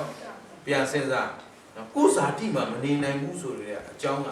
ဒီနေရာမှာမင်းတို့ပြုထားခဲ့တဲ့ကုသိုလ်ကောင်းမှုတွေအကျိုးဆက်ကဒီမှာရှိတယ် တင်ပါဗျာ အကြောင်းကျိုးရှိရမှာဒီနေ့ခုဒီအကြောင်းကလေးရကြတဲ့အားလုံးဝိုင်းပြီးဝမ်းသာကြပျော်ရွှင်ကြဟုတ်ပြီဗုဒ္ဓဘာသာအတွက်လုံနိုင်ပြီဆိုဒါတွေကမင်းတို့ငါတို့ကမသိတဲ့အကြောင်းတရားတွေအတိတ်ကအကြောင်းတရားတွေဒီမှာပုံဆုံးတယ်ဟုတ်ပြီနော်အကြောင်းရှိလို့ကျိုးရှိတယ်အကြောင်းမရှိရင် ကျိုးရှိပါဗျာ ဒါဖြင့်ကိုယ့်အတွက်နော်ခင်ဗျားတို့ဘဝအတွက်ယက်တည်မှုအတွက်တကယ်အမာခံတည်ရှိနေတာဒီဟာဒီမျိုးဒီနိုင်ငံ တင်ပါဗျာ ဟုတ်ကဲ့လား တင်ပါဗျာ အဲ့ဒီမှာသူကရက်တည်ရမယ့်အကြောင်းတရားရှိနေပြီဘာမှအားငယ်စရာအကြောင်းမရှိဘူး တင်ပါဗျာ ဟုတ်ပြီနော်အဲ့ဒီရက်တည်ရမယ့်ထဲမှာခင်ဗျားတို့ကသိဉာဏ်မဲ့ရက်တည်ရမှာလားအခုအဆုံးမနဲ့ရက်တည်ရ ဆုံး ဆုံးပါလေရရ မတူဘူးဆွေးနွေးသားတွေနဲ့ကိုမတူဘူး တင်ပါဗျာ ဟမ် ပြပါလေ သူတို့မှမင်းတို့ကိုယ်ွယ်စရာအမှန်ရှိလား ရှိပါဗျာ အားထားစရာအမှန်ရှိလား မရှိပါဘူးဗျာ ဒါပေမဲ့မင်းတို့မှအားထားစရာအမှန် ရှိပါဗျာ ဖရာရှိဘူးလား ရှိပါလေ တရား ရှိ ရှိ ပါ ပါ လေ ဗျာ တန်ခါ ရှိပါဗျာ သိကြတယ်နော် မှန်ပါ သိကြရင်အဲ့ဒီကိုယ်ွယ်ရာအမှန်ဒီတကယ်ကိုယ်ွယ်ရာအစ်စ်ဖြစ်ကြောင်းတက်တည်ထူရမှာဘယ်သူတွေလဲ တပည့်တော် ပြီးတော့ပါဗျာ ဟုတ်ကလား တင်ပါဗျာ ဖရာကဒီမှာတကူလာပြ မပြ ရပါဗျာ တရားတော်ကြီးကတကူပြ မပြ ရပါဗျာ တန်ခါကြီးကဒီနေရာလာပြီးတကူပြ မပြ ရပါ မဟုတ်ဘူးခင်ဗျသူတို့ကိုယ်ွယ်နေတဲ့ဘာသာဟာမှန်ပါတယ်လို့လောကကအတိမပြုဖို့ဆိုရင်ခင်ဗျားတို့ရဲ့စိတ်တွေဟာသူတို့ထက်ဒီနိုင်ငံသားတွေထက်မြင့်မြတ်နေရ တင်ပါဗျာ သူတို့ထက်သီလသာ တင်ပါ ဟုတ်ပြီနော် ကျင်းပါ သူတို့ထက်တမာရိသာဘယ်လိုလောကရန်ကြုံလို့မှကိုယ်ချင်းတရားကိုအပြည့် မခံရပါဘူး ကိုယ်ဘဝကိုအပြည့်စီး ခံရ ဘဝပြည့်တယ်ဆိုတာသီလပြည့်မှဘဝပြည့်တာယာရုပြုတ်တာဘဝပြည့်တာမဟုတ် တင်ပါဗျာ ရှင်းလား တင်ပါဗျာ စီးစိမ်ကုံသွားတာဘဝပြည့်တာမဟုတ်ဘူးခင်ဗျားတို့ကစီးစိမ်ကုံရင်ဘဝပြည့်တယ်ထင်နေတာသီလပြည့်မှ ဘဝပြတ်ပါဗျာ တမာရိပြည့်မှ ဘဝပြည့် ပညာပြည့်မှ ဘဝ ဘဝပြတ်ပါ တချို့ကကိုယ်ကိုယ်ွယ်မှုဘာသာကြီးကိုစွန့်လို့သူများဘာသာပြောသွားတယ်ရှိသေးတယ် တင်ပါဗျာ နော်အမေရိကန်နိုင်ငံမှာတွေ့ရတယ်တချေဘုရားဘာသာကိုတကယ်အသေးအံလုပ်ခဲ့တာနဲ့သူကဆောင်းတယ်အခုကျမှဖြစ်သွားတယ်ဆိုခရစ်ယာန်ဖြစ်သွားတယ်ဆိုသူဒေတာဖြစ်ရင်ဘုရားဘာသာလုပ်တော့သူဘာနေလုပ်တော့ငါပြောတာဆိုတော့ဗရိစိတ်တယ်ဟမ်ဘိုးတော်သွားဒီဘိုးတော်သွားဟိုနတ်ကတော့အေးသူဘုရားဘာသာမမဟုတ်ငါဘုရားဘုရားဘာသာမဟုတ်တာ တင်ပါတင်ပါဗျာ ဘုရားဘာသာမှန်ရင်ဘယ်သူကိုဘယ်သူအားကို ကိုကိုကိုပါ ကိုဆိုတာဘာတွေလို့ ခရယာ no သီလပါဗျာ no တတိထားကိုလို့ပြောတာဒီအတ္တဘောကြီးပြောတာမဟုတ်ဘူးဒီခန္ဓာငါးပါးပြောတာမဟုတ်ဘူး တင်ပါဗျာ ဟမ်မင်းတို့ခွန်အားလေးတော့ဘာလို့လို့ရမှာလဲ ရပါ ဟုတ်မလား တင်ပါဗျာ မင်းတို့စီးစိမ်ရောဘာပြောပါလို့ ရအောင်စီတော့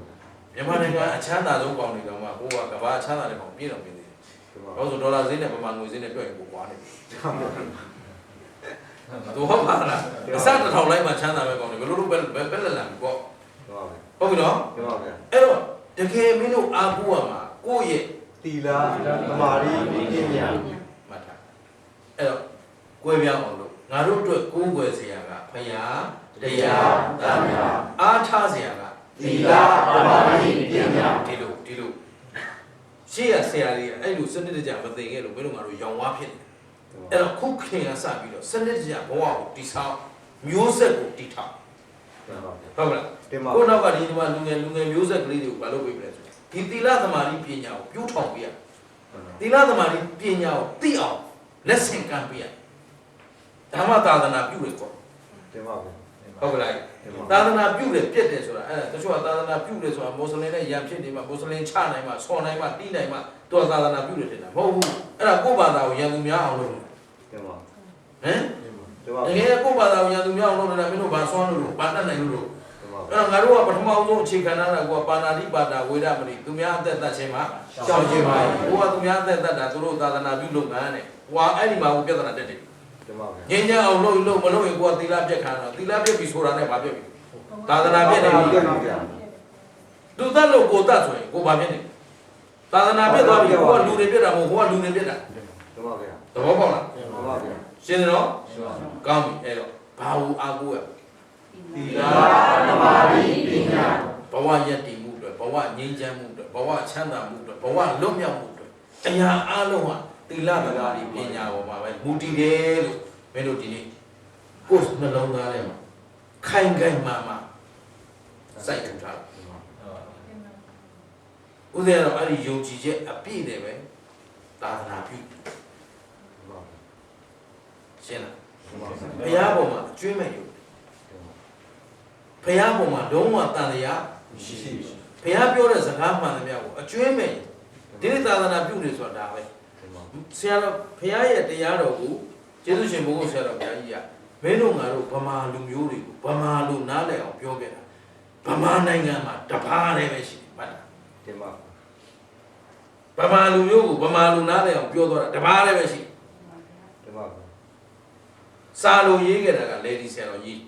နော်နံပါတ်1လေဒီဆရာတော်ဘုရားကြီးလက်ထက်မှာလူအများကိုနားလည်နေအောင်လူဘိန်းနားလည်အောင်ဒါပေမဲ့အဲ့ဒီစာတော်ခုမင်းတို့ဖိုင်ခုခေတ်လူတွေနားမလဲတင်ပါအဲ့ဗမာလူမျိုးကစာဖတ်ပြင်းတယ်နားထောင်တာတောင်မှဒါအခုတော်တော်ချော့ချော့မုံမုံပြောနေတာတင်ပါဟမ်ငါ့မယ်ဆိုပြီးတော့မှာတင်ပါဟမ်ငါမကြိုက်တာလေခုထားပြောမင်းတို့ပြေးပါအသိတယ်တင်ပါဟမ်တော့ပါလေနော်အဲ့တော့နားထောင်ကျေးဇူးရှင်ဘုရားဆရာတော်ဘုရားကြီးကမင်းတို့ငါတို့အားလုံးဗမာစကားနဲ့ဗမာလူနားလဲအောင်အထက်ကပညာဆိုတာအတတ်ပညာဆိုတာကိုနားလဲတဲ့ဘာသာစကားနဲ့တတ်ဖို့กว่าဟမ်မင်းတို့နားမလဲတဲ့ပါဠိတော်တွေငါရွတ်ပြတယ်အခုမင်းတို့ပါသိဘာမသိဘာကျိုးရှိဘာကျိုးမရှိနော်ကုသိုလ်တော့ရတာပေါ့ပါဠိတတဧဝမေသုတဧကံသမယဘဂဝါသာဝတိယပြောတော်လေးနားထောင်နေကြတယ်ကျေးဇူးတော့ကုသိုလ်ရတာပေါ့ပါဠိစကားကြကုသိုလ်ရတယ်ဒါလည်းအာနာပါနာပြောရတာပေါ့ဟမ်နှလုံးသွင်းမှာကုသိုလ်ရမှာပေါ့နှလုံးသွင်းမှာကုသိုလ်မြတ်ပါဘူးဟမ်အဲ့တော့အဓိကမြန်မာလူမျိုးဟာမြန်မာလူနားလည်ဖို့လိုတယ်တင်ပါဟုတ်လားမြန်မာလူကနားမလဲသေးရင်မင်းတို့ဘာမှကိုယ်ွယ်ရကောင်းမှကိုမသိတော့ဘူးဒါကြောင့်မှတ်ထားပါကိုယ်ွယ်စရာဟာဖရာတရားတန်ခါယရဏ၃ပါးအပြည့်မရှိဘူးအားထားစရာကြတော့လောကရန်အကောင်းဆုံးအကြောင်းအကျိုးတွေကိုရင်ဆိုင်ဖို့ကြတော့ကိုယ့်ရဲ့သီလကိုယ့်ရဲ့သမာဓိကိုယ့်ရဲ့ပညာအဲ့တော့ဘဝကိုခိုင်ခိုင်မာမာတိဆောက်ခြင်းကိုယ်နှလုံးသားထဲမှာသီလသမာဓိပညာအခိုင်မာတိဆောက်ထားဖို့ဟုတ်ကလားဒီမှာအဲ့တော့ဘုရားပေးတဲ့ဥပမာနဲ့ပဲပြောရရင်မင်းတို့တဏ္ဍာမှာသီလသမာဓိပညာပြည့်စုံစေတည်းလို့ဘုရားကတတိလို့ပြေးလိုက်လို့မရပြေးမလားပြေးပါဘူးမပြေးငါလုပ်ပေးရင်ပြေးပါဘူးဟမ်ပြေးပါဘူးပြေးပါမလားပြေးပါဘူးဘုရားတော်ဝင်ရကိုမင်္ဂလာလည်းမရနိုင်ဘူးဒီမှာဗျာဟုတ်ကလားဒီမှာဗျာဒါဘုံမင်းတို့ဗမာပြည်ကဘိုးအောင်ဘုံမင်းကောင်ခေါ်မရပါဘူးရမလားမရပါဘူးဗျာမရရင်ဟိုစံစာနေကိုလို့ပဲမရပါဘူးဗျာဟမ်မရပါဘူးဘယ်လိုကိုဘယ်သူကိုယ်တိုင်အားထုတ်ကိုယ်တိုင်အားထုတ်ပါဗျာအဲ့ဒါဘုရားဘာသာရဲ့နှစ်သာနော်ကိုဘဝကိုတိဆောက်ကိုဘဝရဲ့ပဲ့ခိုင်ရှင်ကိုပဲပဲ့ဘယ်တော့ဘောကြတယ်ပေါ့ဟမ်သူများပဲ့ခိုင်တဲ့လမ်းကြောင်းကိုသူများစေရသွားနေရတယ်လေကိုဘဝကိုစေရတယ်လေဘယ်ဟာတမိုးရှိကိုဘဝကိုစေရတယ်အေးကိုသမိုင်းကိုရောက်ကိုလမ်းကိုလျှောက်ကဲကောင်းခုမင်းတို့ငရဲသွားခြင်းလည်းရတယ်ပေါ့ဒီမှာသတ်တာငရဲရောက်ကြောင်းလို့ရင်ငရဲသွားမကောက်သွားပါတယ်ဒါပေမဲ့အပင်ငရဲကိုရောက်ကြောင်းလို့ရင်အပင်ငရဲကိုရောက်ပါနတ်ပြည်ရောက်ကြောင်းလို့ရင်နတ်ပြည်ရောက်လူပြည်ရောက်ကြောင်းလို့ရင်လူပြည်ရောက်နိဗ္ဗာန်ရောက်ကြောင်းလို့ရင်နိဗ္ဗာန်ရောက်ပါဖြည်းဖြည်းနားထောင်အားလုံးမှာကိုယ်ပိုင်ရွေးချယ်ခွင့်ရှိပါဒီမိုကရေစီ human rights ဒီထဲမှာအပြည့်ရှိတယ်မင်းတို့ပြောနေတယ် human rights လူအခွင့်အရေးမင်းတို့မှာအပြည့်ရှိတယ်ဟမ်ငရဲလမ်းကြောင်းယူလို့မရဘူးလားရပါတယ်အဲဒီနေ့အရင်တော့ဖယ်ရိုင်းမဟုတ်တာလို့မဟုတ်တာပြောနော်မမှန်တာလုပ်ပြီးနေသိကြတယ်ဘာမှပူစရာမလိုဘူးသူများအတင်းပြောဟမ်အိဒါမစ္စရိယအဘိဓါဗျာပါဒဒါတွေလာပွားနေ ငရဲမရောက်เสียအကြောင်းကို ရှိပါဘူးဗျာ ကျင်းနေတယ်နော် ရှင်းပါဘူး အဲ့တော့ငရဲကိုဘသူကပို့လိုက်တာ ကိုယ်တိုင်ကိုယ်တိုင်ကိုယ်တိုင် ကိုယ်တိုင်လုပ်တဲ့တရားကမသွားတာမလား ပြင်ပါဗျာ သူများကပို့တာလားကိုယ်တိုင်လုပ်လို့ရတယ် ကိုယ်တိုင်လုပ်ရပါဗျာ တချို့ကပြောသေးတယ်ဗုဒ္ဓဘာသာကိုကူးပြောင်းတော့မယ်ဆိုတော့တဲ့တခြားဘာသာဝင်တွေကဗုဒ္ဓဘာသာကိုသွားမယ်လို့ပြောတယ်ဗုဒ္ဓဘာသာမှာငရဲရှိတယ်တေအိုးရှိတယ်တေအိုးဟုတ်လားဗုဒ္ဓဘာသာမှာတေအိုးရှိတယ်သူတို့ဘာသာမှာတေအိုး မရှိပါဘူးဗျာ ဒါပေမဲ့သူတို့ကတေအိုးမရောက်ဘူးပေါ့ ရပါတော့ ဟမ်မကောင်းတာလို့ရင်မကောင်းကျိုးပေးတာဒီဘာသာတရားနဲ့ဆိုင်တယ် ဆိုင်ပါဘူးဗျာ အေးဒါလောကဓမ္မလောကအမှန်တရားဟုတ်လား ပြင်ပါဗျာ အဲ့တော့ဒီနေ့လက်တွေ့ပဲလေဒီရက်ထဲလူတွေဘယ်လိုထွက်ဆဲကြည့်ပါလဲဘယ်လိုမလုပ် ပလိတ်တိုင် ပရိသတ်ဘယ်လိုလာဖမ်းပါ ပြင်ပါဗျာ အဲ့ဘာဖြစ်လို့ ကိုယ်ကောင်း အားလုံးပြောပြောရှင်းရှင်းနဲ့ပြောပြောရှင်းရှင်းအားလုံး good morning နှုတ်ဆက်မယ်မေတ္တာတရားနဲ့ထားမယ်ဘယ်သူကပရိကလာဖမ်း မှန်ပါဘူးဗျာ တော့ပါကိုကောင်းတာလုပ်တော့ ကောင်းတာကောင်း မကောင်းတာလုပ်ရင် ကောင်းလို့ပြီးတယ် အဲ့တော့သူတို့ကမကောင်းတာလားကိုကမကောင်းတာ ကိုမကောင်းတာ ကိုမကောင်းလို့ကိုမကောင်းကျိုးပေးတာ ပြင်ပါဗျာ သိကြတယ်နော်ကောင်းပြီအဲ့တော့သီလသမာဓိပညာဆိုတာအလိုလိုပြည့်စုံလာမလားပြည့်စုံအောင်အားထုတ်အောင် ပြေးပါတော့ဗျာ ဒါဖြင့်သူတော်ကောင်းတို့မှာအခုနိဗ္ဗာန်ကိုရောက်နိုင်တဲ့အခွင့်အရေးကို ရှိပါပါဗျာ သေချာပြော ရှိပါတယ်ဗျာ ဘယ်လိုအားလုံးမှာနိဗ္ဗာန်ရောက်နိုင်တဲ့အခွင့်အရေး ရှိပါတယ်ဗျာ ဟုတ်ပြီနတ်ပြည်ရောက်နိုင်တဲ့အခွင့်အရေးရော ရှိပါတယ်ဗျာ နောက်ထပ်လူဘဝလူပြန်ဖြစ်နိုင်တဲ့အခွင့်အရေးရော ရှိပါတယ်ဗျာ ဟုတ်ပြီအပယ်လေးကိုငရဲတိရစ္ဆာန်ပြည်တာသူရကယ်ကိုသွားနိုင်တဲ့အခွင့်အလမ်းရော ရှိပါတယ်ဗျာ ဒီလမ်းတွေအားလုံးကဘယ်သူကိုယ်တိုင်ရွေးရမှာ ကိုယ်တိုင်ရွေးရပါဗျာ ရွေးချယ်ပိုင်ခွင့် ရှိပါတယ်ဗျာ အဲ့တော့ရွေးပြီးတော့ကဲကိုရွေးပြီးတော့ဆိုမေးကြည့်ပါဦးငရဲသွားခြင်းလားလူပြန်ဖြစ်ခြင်းလားနတ်ဖြစ်ခြင်းလားနိဗ္ဗာန်ရောက်ခြင်း နိဗ္ဗာန်ရောက်ပါ ဟောကြည့်ကြည့်ပါ 77 degree Fahrenheit. ချိန်ကြည့်ပြီတဲ့ကြီးကျယ်လိုက်တာဟမ်ကြီးကျယ်ကြီးမှန်းထားရင်နိဗ္ဗာန်နဲ့ထိုက်တန်အောင်တော့ တင်ကြပါဗျာ ဟမ် ဒုသား နိဗ္ဗာန်ရောက်စီသတိလို့လုပ်နေုံနဲ့ မရပါဘူး ဘောမေးချောပါ ရပါဗျာ ရမလား မရပါဘူး မ ဗျာ ရဘူးဟမ်အဲ့ဒါလေးကိုဖျားပေးတဲ့ဥပမာရှိတယ်ကျမကြီးတကောင်ရှိတယ်ဗါလဲ ကျမကြီးရှိတယ်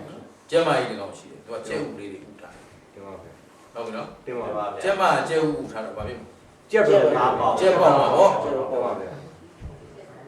ဟုတ်တယ်နော် တင်ပါဗျာ ကျမကဘာဥထားလဲ ကျက်ဦးလာတယ်ဗျာ ဘာပေါက် ကျက်ပေါက်ပါဗျာ ဟုတ်ပြီအဲ့ဒါကိုကျမကြီးကကျဲဥတွေဥထားပြီးတော့သူကဘေးကနေထိုင်ပြီးတော့ဆူတောင်းနေတယ်ကတော်နဲ့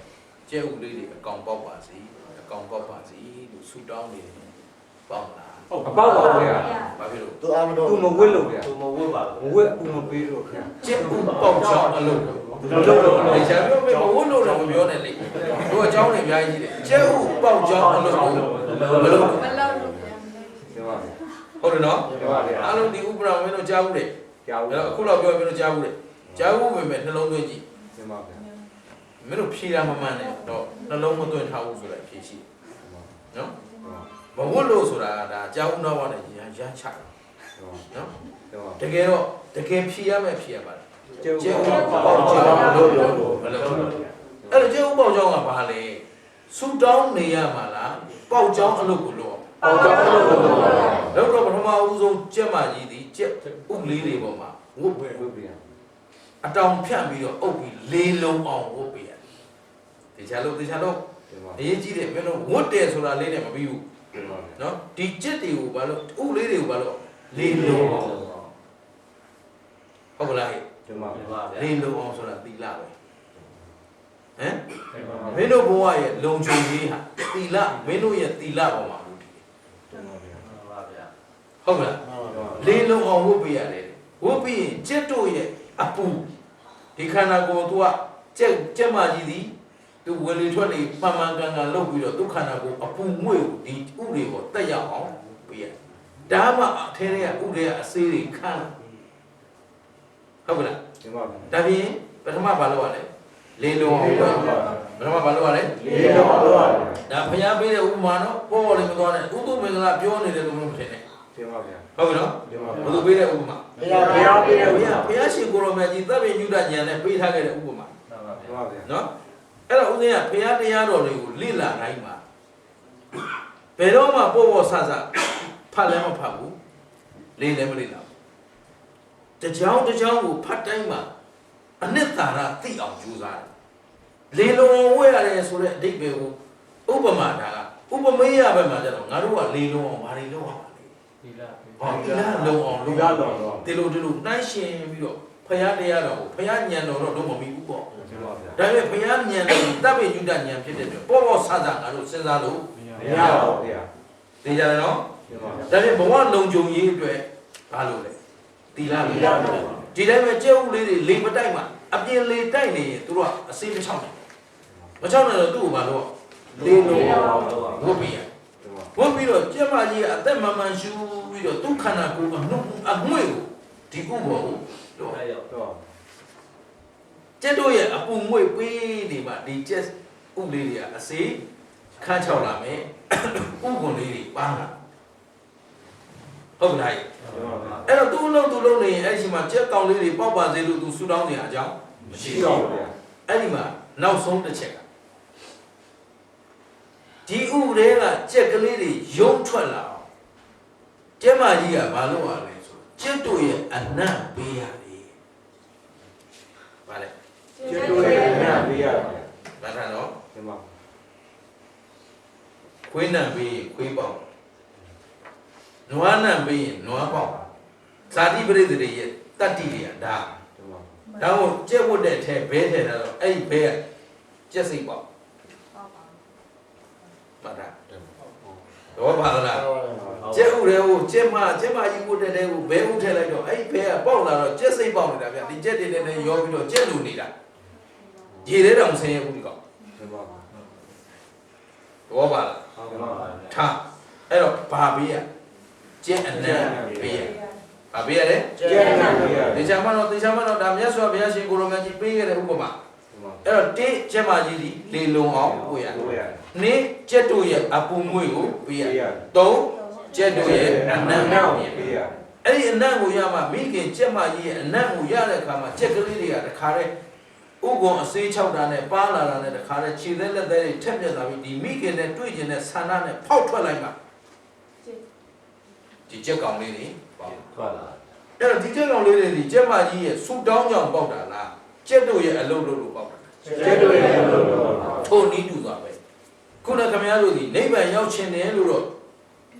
နှုတ်ကပြောနေတယ်ဆူလဲတောင်းနေတယ်ဆိုကြပါစို့ဟုတ်ပြီနော်ဒါပေမဲ့ဆူတောင်းယုံနဲ့နိဗ္ဗာန်ရောက်မလားမရောက်ပါဘူးနှုတ်ကပြောနေုံနဲ့ရောက်မလားမရောက်ပါဘူးဘာလို့နိဗ္ဗာန်ရောက်ကြောင်းလို့ပြန်ပြောနိဗ္ဗာန်ရောက်ကြောင်းလို့နိဗ္ဗာန်ရောက်ကြောင်းတရားဆိုတာဒီဝိပဿနာအလုံးမလုံးပဲနဲ့မရောက်နိုင်ပါဘူးဟုတ်ပြီနော်အဲ့တော့တိကသီလတိကဘာလဲသီလဘဝလုံခြုံရေးခုခင်ဗျားတို့ဘဝကိုစနစ်တကျမတိဆောက်နိုင်ပဲနဲ့နော်ဘဝလုံခြုံမှုမရှိတဲ့လူဟာတရားအထုတ်ပါဆိုထုတ်နိုင်မထုတ်နိုင်ပါဘူးဗျာတရားနာပါဆိုရင်နာနိုင်ပါဘူးဗျာကိုစိတ်ကနာမငြိမ်တဲ့ပုဂ္ဂိုလ်တွေအများကြီးရှိတယ်အဲ့ဒါသီလအားနဲ့ကို control လုပ်လိုက်ပါသီလဆိုတာ control လုပ်တာရှင်းလို့ဆို control your mind and body နော်ဒီရုပ်ကိုလည်းထိရမယ်စိတ်ကိုလည်းထိရမယ်စိတ်အလိုလိုက်တဲ့လူနဲ့စိတ်ကိုထိနိုင်တဲ့လူဘယ်သူကတန်ဖို့ရှိစိတ်ကိုထိနိုင်တဲ့လူတန်ဖို့ရှိတေချာမတော့ကလေးတွေရောကိုစိတ်အလိုလိုက်ပြီးတော့လှုပ်ရှင်လှုပ်နေတဲ့လူနဲ့စိတ်ကိုထိနိုင်တဲ့လူနဲ့ဘယ်သူကတန်ဖို့ရှိစိတ်ကိုထိနိုင်တဲ့ကို control လုပ်နိုင်တဲ့လူကမှတန်ဖို့ရှိတာcontrol မလုပ်နိုင်ရင်တန်ဖို့မရှိပါဘူးကျေနပ်သလားကျေနပ်ပါပါသဘောပေါက်တယ်နော်ဟုတ်ပါပါကောင်းပြီအဲ့တော့တိတိလာကိုယုတ်ကိုနံကိုစိတ်ကိုထိရနှစ်သမာဓိဆိုတာအပူငွေပေးတယ်ဆိုတာဒီစိတ်ကိုအမြဲတမ်းတတိမမေ့အောင်ချွတ်ချော်မသွားအောင်တိတ်ဆောင်သွားအောင်အမြဲတမ်းနောက်ကအပူပေးသလိုပဲတတိကတ်ထားတတိပဋ္ဌာန်ဟုတ်ပြီနော်နောက်ကျက်တို့ရဲ့အနံ့ပေးတယ်ဆိုတာနိဗ္ဗာန်ရောက်ဖို့အတွက်နိဗ္ဗာန်ရောက်ကြောင်းတရားဆိုတဲ့ယုံနာဓမ္မသင်္ခါရရဲ့အနိစ္စဒုက္ခအနတ္တကိုအာမထုတ်ပဲမရဘူးနိဗ္ဗာန်ကိုမရောက်နိုင်နိဗ္ဗာန်ကိုမရောက်နိုင်ပါဘူးဗျာအဲ့ဒါအနံ့ပေးတာဘုရားဥပမာနဲ့ဥပမေယဟပ်ပေးတာနော်အဲ့တော့လေလုံအောင်အုပ်ဖဲနဲ့ကိုလေမလုံမဲနဲ့အနံ့သွားပေးလို့ရမရပါဘူးလေမလုံမဲနဲ့အပူငွေပေးလို့မရပါဘူးနံပါတ်1ပါလို့ ဥပမာကလေလုံအောင်လုပ်ရဥပမေယကဘဝလုံခြုံမှုရှိအောင်သီလဒါကြောင့်ဘုရားတခွန်းနဲ့ပြောတာအသုဒ္ဓသီလောဒုပ္ပညောတဲ့မှတ်ထားအသုဒ္ဓဆိုတာသုဒ္ဓဆိုတာစင်ကြယ်တာအသုဒ္ဓဆိုတာအကိုမပြုရတယ်သီလမစင်ကြယ်တဲ့ပုဂ္ဂိုလ်ပါဒုပ္ပညောသီလပညာလည်းမရှိတော့သီလမစင်ကြယ်ရင်ပညာလည်းမရှိတော့တခွန်းနဲ့အပြတ်ပြောလိုက်တာသီလမရှိရင်တမာတိမရှိဘူးတမာတိမရှိရင်ပညာမရှိတော့အဲ့တော့နံပါတ်1သီလလေလုံအောင်မှမအုပ်ထားရင်ဟုတ်ပြီနော်ခင်ဗျားတို့ဘဝတွေကအနှစ်သာရရှိပါရှိပါဘူးဗျာ တန်ဖိုးရှိပါ ရှိပါဘူး ဒီကျက်ဥပုတ်သွားသလိုပဲခင်ဗျားတို့ဘဝတွေလည်း ဟုတ်ပါဘူး အပုံအသူအဖြစ်နေပဲဏိကုံ ချုပ်ပါဘူး ရှင်းလား ရှိပါ ဒါဖြင့်သီလအရေးကြီးတာမကြည့်ဘူး ရှိပါတယ်ဗျာ အကြောင်းကောင်းမှ ကျိုးပါကျိုးပါ အကျိုးမှအကြောင်းမှန်မှ ကျိုးပါဗျာ အကြောင်းအကျိုးဆိုတာဒါပဲဒါခင်ဗျားတို့ရဲ့ဖြစ်စဉ်တန်တရားရဲ့ဖြစ်စဉ်အဲ့တော့ဒီစခန်းရဲ့မှာဒါကိုသင်ပေးမယ်မနေ့ပိုင်းမှာဒါသင်ပေးမယ်အဲ့တော့ဒီဇဝိုင်းကြီးထောင်ထားလို့မိုးကုတ်ဆရာတော်ကြီးမိုးကုတ်ဝိပဿနာနဲ့ရမ်းမပြောကြနဲ့နော်ဒါဘယ်သူဟောတဲ့တရား ဘုရားဟောပါ ဘု ဗျာ ရားဟောတဲ့တရားကိုဘုရားဆရာတော်ကြီးကမက်သက်ထွင်ပြီးတော့ဒါသရုပ်ပြဟောနည်းနဲ့လုပ်ပေးသွားတာဟုတ်ပြီနော်ဒီထဲမှာထာပနာထားတဲ့စာတွေအကုန်လုံးဟာဘုရားဟောဓမ္မခန္ဓာတွေ တင်ပါဗျာ ရှင်းတယ်နော် ရှင်းပါဗျာ အားလုံးသဘောပေါက်ဖို့အရေးကြီးတယ်အဲ့တော့ဆရာဆိုတာကဒါကိုဆရာကောင်းရှာတယ်ဆရာကောင်းရှာတယ်ဆိုကိုယ့်ကိုသိအောင်တတ်အောင်သင်ပေးနိုင်တဲ့ဆရာရှာ ရှာ တို့အဘိဓမ္မာတွေလိုက်တယ်ပဋ္ဌာန်းတွေလိုက်တယ်ဆိုတာပဋ္ဌာန်းကို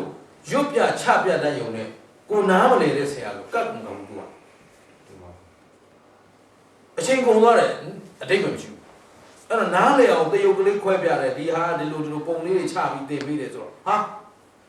ခဏကြည့်လိုက်တဲ့နဲ့ဟာတတ်သွားပြီသိအလွယ်သိအောင်အမြန်သိအောင်ခုခေတ်ကြီးမှာခင်ဗျားတို့တို့ကလောဘဒေါသမောဟတွေအားကြီးပြီးတော့တရားသိဖို့ခဲရင်းတဲ့အတွက် formula ထွင်ပေးသွားတယ်ဟုတ်ပါလား တင်ပါ ဗျာ ခင်ဗျားတို့တကယ်နာကြည့်တော့သိတယ် တင်ပါ ရှင်းတယ်နော် တင်ပါ အဲ့တော့မှတ်ထားပါပညာမပါဘဲနဲ့လေဘဝလမ်းကြောင်းကိုတက်မအောင်လုပ်လို့ မရ ပညာကြီးပဲနဲ့ကိုပြည့်စုံတာ ဘူးပြည့်စုံပါဗျာ ဒီ သီလသမာဓိပညာ အားလုံးကျင့်တတ်သလား ဒီရပါတယ်ဗျာ အဲ့တော့သီလဆိုပြီးလုံခြုံအောင်ကိုယ့်ဘဝကိုလုံခြုံအောင်ဆောင်သိရမယ် တင်ပါ မှန်ပါဗျာ အဲ့တော့သီလတရားနဲ့ကိုယ်စိတ်ကိုယ့်ကိုယ်ကိုထိမ့်သိမ့်နိုင်ပြီဒီနေ့သီလရှိတဲ့လူမှတရားကိုလည်းဖြောင်းဖြောင်းမှနားနိုင်တယ် တင်ပါ ဖြောင်းဖြောင်းမှသိနိုင်တယ်ကိုယ်စိတ်ကိုထိမ့်သိမ့်မှုမရှိတဲ့လူကသီလမရှိရင်တမာတိမရှိ လည်းရှိတော့ တမာတိမရှိရင်ဘာတွေပြောလို့ဘာတွေဆိုနေမှမသိ မ ဘူး သိတော့ပါ ဟိုကလေးတွေဝေးပတ်ဝန်းကျင်မှာဆော့နေကြတယ်ဥစဉ်ဒီမှာတရားဟောတယ်သူသိလား သိပါဗျာ ဒီတန်ဖိုးရောသူသိ သိပါဗျာ ရှင်းတယ်နော်ဒီထဲမှာထိုင်နေတယ်ထိုင်နေပြီးတရားတော်လက်တို့တရားတော်အပြင်ပြောနေတယ်ဆိုဒီကပြောတဲ့စကားရောသူသိ သိပါဗျာ အတူတူထိုင်နေမှရရင်မရ တင်ပါ ဟမ် တင်ပါ ဘောပါနော်အသီလဆိုတာအရင်ဆုံးစူးစိုက်ပြီးတော့ကိုမသိသေးတာသိအောင်ကိုမြင်သေးတာမြင်အောင်အာယုံကိုစူးစိုက်တာ တင်ပါ တော့တရားနာနေတဲ့အချိန်တရွေးတောင်ထမထွင်းနေဆိုတာပြောတယ် တင်ပါ ဘာလို့လဲဆိုတော့ခုမင်းတို့တဏှာကြီးပဲငါပုံမပြော တင် တ ပါ ဏှာကြီးပြီးတော့ တင်ပါ မှန်ပါဗျာ ဟုတ်ပြီနော် တင်ပါ ခုတရားစပြောတော့8နာရီနဲ့25မှာစခဲ့တာနော်အခု9နာရီ25မှာစခဲ့ခု8နာရီ7မိနစ်ရှိနောက်25မိနစ်ဆိုပြီး တင်ပါ နော်အဲ့တော့တိလာပြီးနေတာနဲ့ဘာနဲ့ဆိုတော့ငါတို့ကဒါကိုချိန်ပြီးတော့လုပ်လို့အဲ့တော့အဲ့ဂျားရဲလေးမှာစူးစိုက်ပြီးတရားကိုနာမှာအနှစ်သာရကိုသိဟုတ်ကလား တင်ပါ အဲ့တော့ကြက်ကြီးဥပမာပဲကျက်ဥတွေဥထားယုံနဲ့ဘေးကနေထိုင်ဆူတောင်းဒီပုဂ္ဂိုလ်ဒီဒီကျက်တွေပေါက်တာ ပါပါဗျာ ဟုတ်ပြီလေးလုံးအောင်မိုးခဲ့ရင် မပေါ့ပါဘူး အဲလေးလုံးအောင်မိုးဘူးဆိုရင်ဘယ်လောက်အပူပေးပေးဒီအပူမွေးဟာကျက်ဥတွေပေါ်မှာတက်ရောက်ခြင်းရှိ ရှိ တော့ တော့ ဘယ်လောက်ပဲအနံ့လွတ်လို့ ရ ရနိုင်မလား မရပါဘူး ဒါပြန်နံပါတ်1ပါတော့လေးလုံးအောင်ရအောင်အဲ့လေးလုံးနဲ့ဥပမာတိုင်းငါတို့စောင့်ထင်းအောင် ဆောင်ဖေးရမယ် ဒီလားဆောင်တရားပါ ဟုတ်လား တင်ပါ သီလဆိုတာကျောင်းမှာကျောင်းစည်းကမ်းအိမ်မှာအိမ်စည်းကမ်းဆိုတာလိုပဲလူမှလူကျင့်ဝတ်သီလမရှိဘူးလား ရှိပါတယ်ဗျာ ဟုတ်ပြီတရားပွဲမှာတရားပွဲကျင့်ဝတ်ရှိ တင်ပါ နော်ဟောနေတဲ့တရားကိုစူးစိုက်ပြီးနားနေအောင်လို့ဒီခွက်ကလေးတွေချပြထားတာအလကားချပြထားတာမဟုတ်ဘူး တင်ပါ မင်းတို့စိတ်တွေပြန့်လွင့်ကုန်မှာဆိုလို့ဒါဆိုခန္ဓာ၅ပါးဒါဆိုဉာဏ်ဒါဆိုဒေဘုဒါဆိုနိဗ္ဗာန်ဒါဆိုဖယားသူ့နေရာနဲ့သူ ဒါလေးကိုအာယုံပြုတယ်နဲ့ဘယ်ဟာကိုကန်လိုက်တာနဲ့ဘာဆိုတာသိရမယ်ဆရာတော်ကြီးကခွက်ချဆိုတာခွက်ဖြစ်အောင်ခွက်ဖြစ်ပြီးရောချသွားတာမဟုတ်ဘူး ဒီမှာ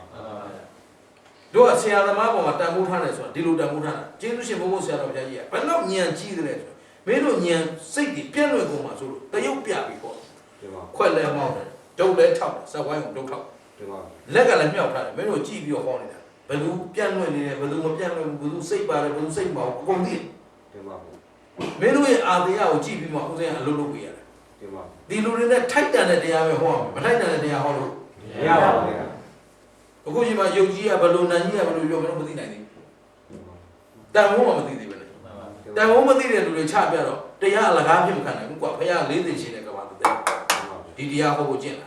ဒီမှာ ဟုတ်ကဲ့လား ဒီမှာ ဖခင်လွယ်လွယ်ကူကူဒီစကားအခုကျက်မကြီးဥပမာပြဆိုဖခင်ပြောသွားတယ်ပြောတော့လွယ်လွယ်လေးပြောတာဒါပေမဲ့ तू ကဒီစကားပြောနိုင်ဖို့ဘယ်လောက်ကျင့်ခဲ့ရ လေးလေးပါ ဒါတန်ဖိုးထားရအောင်မယ် ဒီမှာဗျာ ရှင်းလား ဒီမှာ အဲ့တော့လေလုံအောင်ဝတ်တယ်နဲ့တူတဲ့နော်ကိုဘဝကိုအကောင်းဆုံးအသုံးချနိုင်ဖို့အတွက်ဘာလုံခြုံအောင်ထိရ ဒီလားတော့ဗျာ ကိုယ်စိတ်ကိုတီလာလုံခြုံအောင်ထိမှာသူ့စီကန်းနဲ့သူနေနိုင်အောင်ကြိုးစားဟုတ်လားစီးမဲ့ကမ်းမဲ့နေတဲ့လူနဲ့စီးနဲ့ကမ်းနဲ့နေတဲ့လူဘယ်သူကတန်ဖို့ရှိ စီးနဲ့ကြားနဲ့လေးတော့တန်ဖိုးရှိ အေးကိုတန်ဖို့ကိုပဲအတိတ်ပဲပေါ်ဆောင် ဒီမှာဗျာ ဟုတ်လားနောက်အပူပေးတယ်ဆိုတာမပြတ်ကိုယ်စိတ်မှာဒီမှာကြက်ကလေးတွေကိုကြက်ဥလေးတွေကိုအစေးခန့်ချောက်သွားအောင်အတဲတဲ့အကောင်ရင့်ကျက်လာအောင်ဒီကြက်မကြီးရဲ့အပူဓာတ်မရဘဲနဲ့သူရ မရပါဘူး ထုံးနည်းတူတာပဲမင်းတို့အခုနိဗ္ဗာန်ရောက်ရှင်တယ်လို့ပြောတယ် ဒီမှာ နိဗ္ဗာန်နဲ့ထိုက်တန်တဲ့စိတ်ထားမင်းတို့မှာမရှိဘဲနဲ့ ရောက်ပါဘူးဗျာ ဟုတ်ပြီနော် ဒီမှာ လေလုံအောင်လှုပ်ထားပြီးတဲ့နောက်အပူမွေးပေးရမှာဆိုမပြတ်ဒီစိတ်ကိုမြင့်မားလာအောင်စိတ်ဓာတ်ခွန်အားတွေမြင့်မားလာအောင်စိတ်ဓာတ်အစင်တန်းတွေမြင့်မားလာအောင်လေ့ကျင့်နေရမယ် ဒီမှာ အောက်တန်းကြတဲ့စိတ်တွေကိုမှ ရှိရပါဘူး ကိုမင်းတို့သူများအတင်ပြောရတာ ပြောတာပါ ပြောရတယ်မပြောမိအောင်လေ့ကျင့်ဒါစိတ်ကိုတမာရီကိုအပူမွေးပေးနေတာ ဒီမှာ ပါဗျာ ဟုတ်လား ဒီမှာ သူများမကောင်းကြောင်ပြောတတ် ပြောတတ်ပါ မပြောမိအောင်လေ့ကျင့်နေတယ်အဲ့ဒါအပူပေးနေတာ ဒီမှာ ပါဗျာ ဟုတ်ပြီနော် ဒီမှာ သူများမကောင်းကြောင်လည်းမပြောဘူးနော်ကောင်းကြောင်လည်းမပြောဘူးဒါကိုယ့်လို့မဟုတ် ဒီမှာ ပါဗျာ ကိုယ့်လို့ကိုယ်လို့မယ်ဆိုတော့ကိုယ့်စိတ်ကလေးကိုတမာရီရင့်ကျင့်လာအောင်ဖျားနဲ့ပတ်သက်တဲ့ဂုဏ်ကျေးဇူးတရားနဲ့ပတ်သက်တဲ့ဂုဏ်ကျေးဇူးတန်ခါနဲ့ပတ်သက်တဲ့ဂုဏ်ကျေးဇူးတိလတန်ဖို့တမာရီတန်ဖို့ပညာတန်ဖို့ဒါတွေပဲနှလုံးသွင်းနေ ဒီမှာ စိတ်ကိုအစစ်တမ်းမြင့်မားလာအောင်အမြင်ကျယ်လာအောင်နှစ်ဖက်မြင်တတ်အောင်ဟောစိတ်သဘောသားသိသိသူကတစ်ဖက်ပဲကြည့် ဒီမှာ စိတ်သဘောသားမြင့်မြတ်သူက နှစ်ဖက်ကြည့်ရ ပါ ပါ ဗျာ ဟုတ်ကလား ဒီမှာ သဘောသားသိသိသူမဖြစ်ရ ခေရ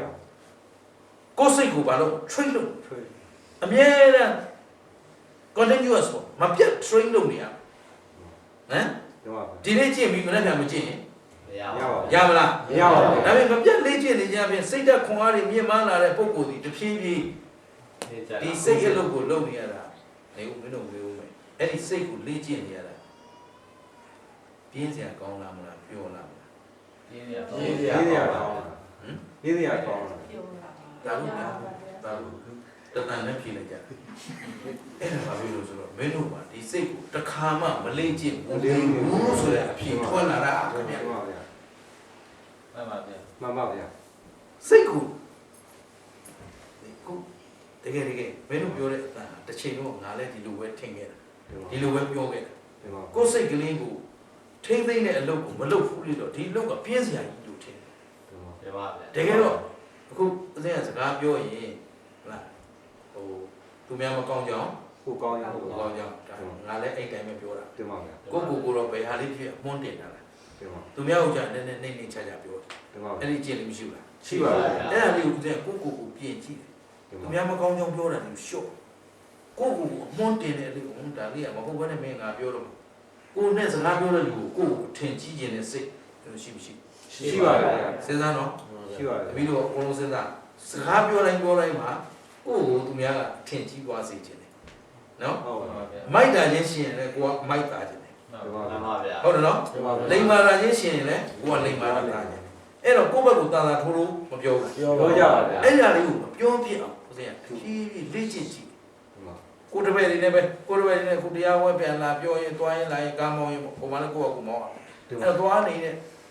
ညီလေးတို့ဒီလိုပဲပေါ့သူတို့မအိတ်ချင်အောင်လမ်းမှာငါတို့ကနေညကူးနေရတာဟုတ် တင်ပါ အဲ့တော့ပြောခါတိုင်းဆိုတော့အဲ့လိုပေါ့ for sure တင်ပါ နော်ကိုယ့်ကိုယ်လေးဟွန်းတင်ပြီးပြောရတယ်နောက်ပိုင်းကျတော့သတိထားပြီးတော့အမှန်တိုင်းဖြစ်အောင်ပြောတယ် တင်ပါ အပေါ်ပြောပြီးတော့ဆိုရင်မပြောမိအောင်ကြက်ပလိုက်ဘုန်းကြီးဆက်ပြောလေငါလိန်တော့မှာပေါ့မင်းတို့ ဒါ ဆိုတော့ဟာဘုန်းကြီးတဲ့ပါလားအေးတဲ့တော့အဲ့လိုလုံရင်နဲ့အဲ့ဒီလိုထိတ်သိမ်းရတာစိတ်ထဲမှာကြည်နူးလာဝမ်းသာလာတဖြည်းဖြည်းကိုယ်စိတ်ဓာတ်အဆင့်တန်းနေပါပြီလား ညီ မြင်လာလေးစိတ်ကပျော်လာတယ်ခုမင်းတို့လောကကိုမပျော်ဘူးဆိုတာစိတ်ဓာတ်အောက်တန်းကြတယ်ဘယ်လိုကြီးခါခါမှအလုံးကြည့်ပြီးတော့စိတ်ကြသွားဆိုစိတ်ကိုမြင့်အောင်လည်းမလုပ်တာပဲ တင်ပါဗျာ ဟုတ်ကလား တင်ပါဗျာ မောင်သည်ဖြစ်စေလင်းသည်ဖြစ်စေနေ့ဖြစ်စေညဖြစ်စေဒီစိတ်ကိုအများအားအပူငွေပေးနေဖို့လိုတယ်ဒါလေးပြောနေ တင်ပါဗျာ ဟုတ်လားစိတ်ဓာတ်အစင်တန်မြင့်နေအောင်ဟုတ်အချင်းချင်းစကားပြောတာအစားသူများမကောင်းကြောင်ပြောမိတော့ပဲအော်မင်းကတလောက်အောက်တောင်းကြတယ်လူလား တင်ပါဗျာ ကိုအမွန်းတင်တော့ပဲဟာမင်းသုံးကြတဲ့ကောင်ပဲ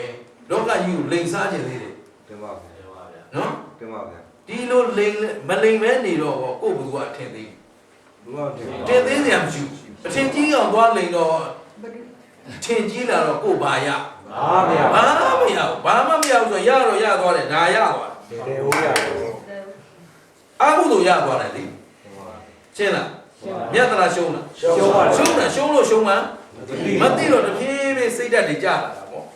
ဒီပြီးတော့ stress တွေများနေတယ်ဘာလို့ stress တွေများနေတာလဲဆိုဒီမှာ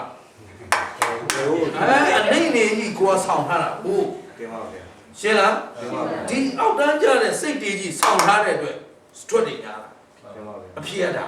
တင်ပါ ရှင်းလားအားလုံးသဘောပေါက်လားဒါဘဝနေနေတော့မင်းတို့ဘဝမှာတကယ်တော့နေတတ်ရင်ကျင့်တတ်เสียဆိုတာဟိုတချို့စာရေးတတ်တဲ့လူတွေရေးတာမရှိဘူးလား တင်ပါဗျာ နေတတ်ရင်ကျင့်တတ်เสียဆိုတာအဟုတ်နော်မနေတတ်လို့မကျင့်တတ်နေတာ ဟုတ်ပါ နေတတ်ရင်ကျင့်တတ်เสียအဲ့တော့ကိုယ်တီလာမြင့်မားလာကိုပြောတဲ့စကားစင်ကြယ်သည်တဲ့စင်ကြယ်တယ်ကိုစိတ်ဓာတ်သည်မြင့်မြတ်သည်တဲ့မြင့်မြတ်တာဟုတ်ကလား ဟုတ်ပါ မသိသေးတဲ့လူကိုသိပါစေဆိုတဲ့စိတ်ရှိရနားမလည်သေးတဲ့လူကိုနားလည်ပါစေဆိုတဲ့စိတ်ရှိရသူတို့နားမလည်သေးလို့ဒေါသဖြစ်เสียအကြောင်းမရှိ တင်ပါ ဘူးဟုတ်ပြီနော်သူတို့မသိသေးလို့သူတို့ကိုအပြစ်ပြောเสียအကြောင်းလည်းမရှိဘူးဘာလို့ဆိုကိုယ်လည်းသူ့လိုမသိတဲ့ဘဝကလာခဲ့တာအကြောင်းတရားနဲ့ကျိုးတရားဒါတွေပညာနားလည်သွားရင်အကြောင်းကျိုးကိုနားလည်သွားရင်ဒါဥစဉ်ကတရားပွဲထဲမှာမင်းတို့ကိုသတိပေးတတ်တာရှိတယ်ဒါမဟုတ်ခင်ပြောပြ တင်ပါ လောကမှာလုံးအတိတရားမရှိတဲ့ဘုရားတရားသံဃာကိုမသိတဲ့လူကပြဿနာဖြစ်တိုင်းသူများကိုလက်ညှိုးထိုးပုံချ တင်ပါ ဘလို့မကောင်းလို့ဒီလိုမကောင်းလို့သူ့ကြောင့်ဟုတ်ပြီနော် တင်ပါ အဲ့ဒါလုံးအသိပညာ မရှိလို့ပါ သူများကြီးအပြစ်ပုံချသူ့အပြစ်ကိုမရှိဘူးနည်းနည်းသိတဲ့လူပြည့်စုံသိတာမဟုတ်ဘူးနည်းနည်းသိတဲ့လူကကိုယ့်ရင်ပိုင်းကိုကြုံငါမကောင်းလို့ တင်ပါ ငါအတိတ်ကမကောင်းပဲလို့ငါအခုမကောင်းတဲ့လူနဲ့တွေ့တာဆိုရင်ကိုပုတ်အဲ့ဒါမသိတဲ့သိလူတွေတကယ်တော့အဲ့လူတွေကတကယ်သိတာပေါ့ တင်ပါဗျာ တကယ်အမှန်သိသွားတဲ့လူကအကြောင်းတရားနဲ့အကျိုးတရားအကြောင်းမကောင်းတဲ့လူ ကျိုးမကောင်း အကြောင်းမကောင်းတာငါလည်းမဟုတ်သူလည်းမဟုတ် တင်ပါ ဟုတ်လားပြုတ်ခဲ့တဲ့အကြောင်းအခုရရှိလာတဲ့အကျိုး ကျိုး ဟုတ်ကဲ့လား တင်ပါပါဗျာ သဘောပါလား ပါပါ work and work done အလုံးနဲ့အလုံးအကျိုးပဲ တင်ပါပါ ရှင်းလား တင်ပါဗျာ အလုံးလုပ်ခဲ့တာမရှိရင်ဒီအလုံးရဲ့ရက်လက်ဆိုတာ ရှိပါဘူး ဆိုတော့ဒါလေးပဲသဘောပေါက်သွားတော့ပုဂ္ဂိုလ်ဆိုတာလည်းမရှိတတ္တဝါဆိုတာလည်းမရှိတကယ်ရှိတာအကြောင်းတရားနဲ့အကျိုးတရားအကြောင်းအကျိုးဓမ္မအပြင်လောကမှာတကယ်ရှိဘူးဆိုတာသိသွားတော့လွတ်မြောက်သွားတယ်ဒါပညာအနတ် တင်ပါ ရှင်းရလား တင်ပါ အဲ့တော့တမာရီနဲ့စိတ်ကိုရင့်ကျက်တည်တဲ့ရင့်ကျက်အောင်အပူပေးမထားပဲနဲ့ဒီထဲကအစေးတွေမချောက်သေးပဲအစေးဆိုတာခင်ဗျားတို့ကိလေသာအစေး တင်ပါ တဏှာအစေးရှိမရှိ ရှိပါဗျာ မာန ရှိပါဗျာ ကိုမာနအသီးသီးရှိဆွေးတယ်မှန်းနေတာဆိုတော့မာနတက်ရှိတယ်ဘောပါလားအဲ့ဒီမှာငါဘယ်လောက်စားမှဘယ်မြို့မှနေတာအမအဲ့ဘယ်မြို့နေကြုံမဲ့ကွာလို့ရှု တင်ပါဗျာပါပါဗျာ ဘောပါလားကိုတိုင်းပြည်ကိုလူမျိုးနဲ့ကိုသာသနာအတွက်အလုံးလုံးနေတာမဟုတ်ရင်ကျွန်း တင်ပါဗျာ အခုမင်းတို့ကျွန်းလုံးလုံးရင်းရနေမှာဒီကြောင်းတိုက်လေးထူထောင်မယ်ဒီကြောင်းတိုက်လေးကိုအမေရေရှည်တည်တောင်လုပ်မယ်ဆိုအဲ့ဒါသခင်လုံး တင်ပါ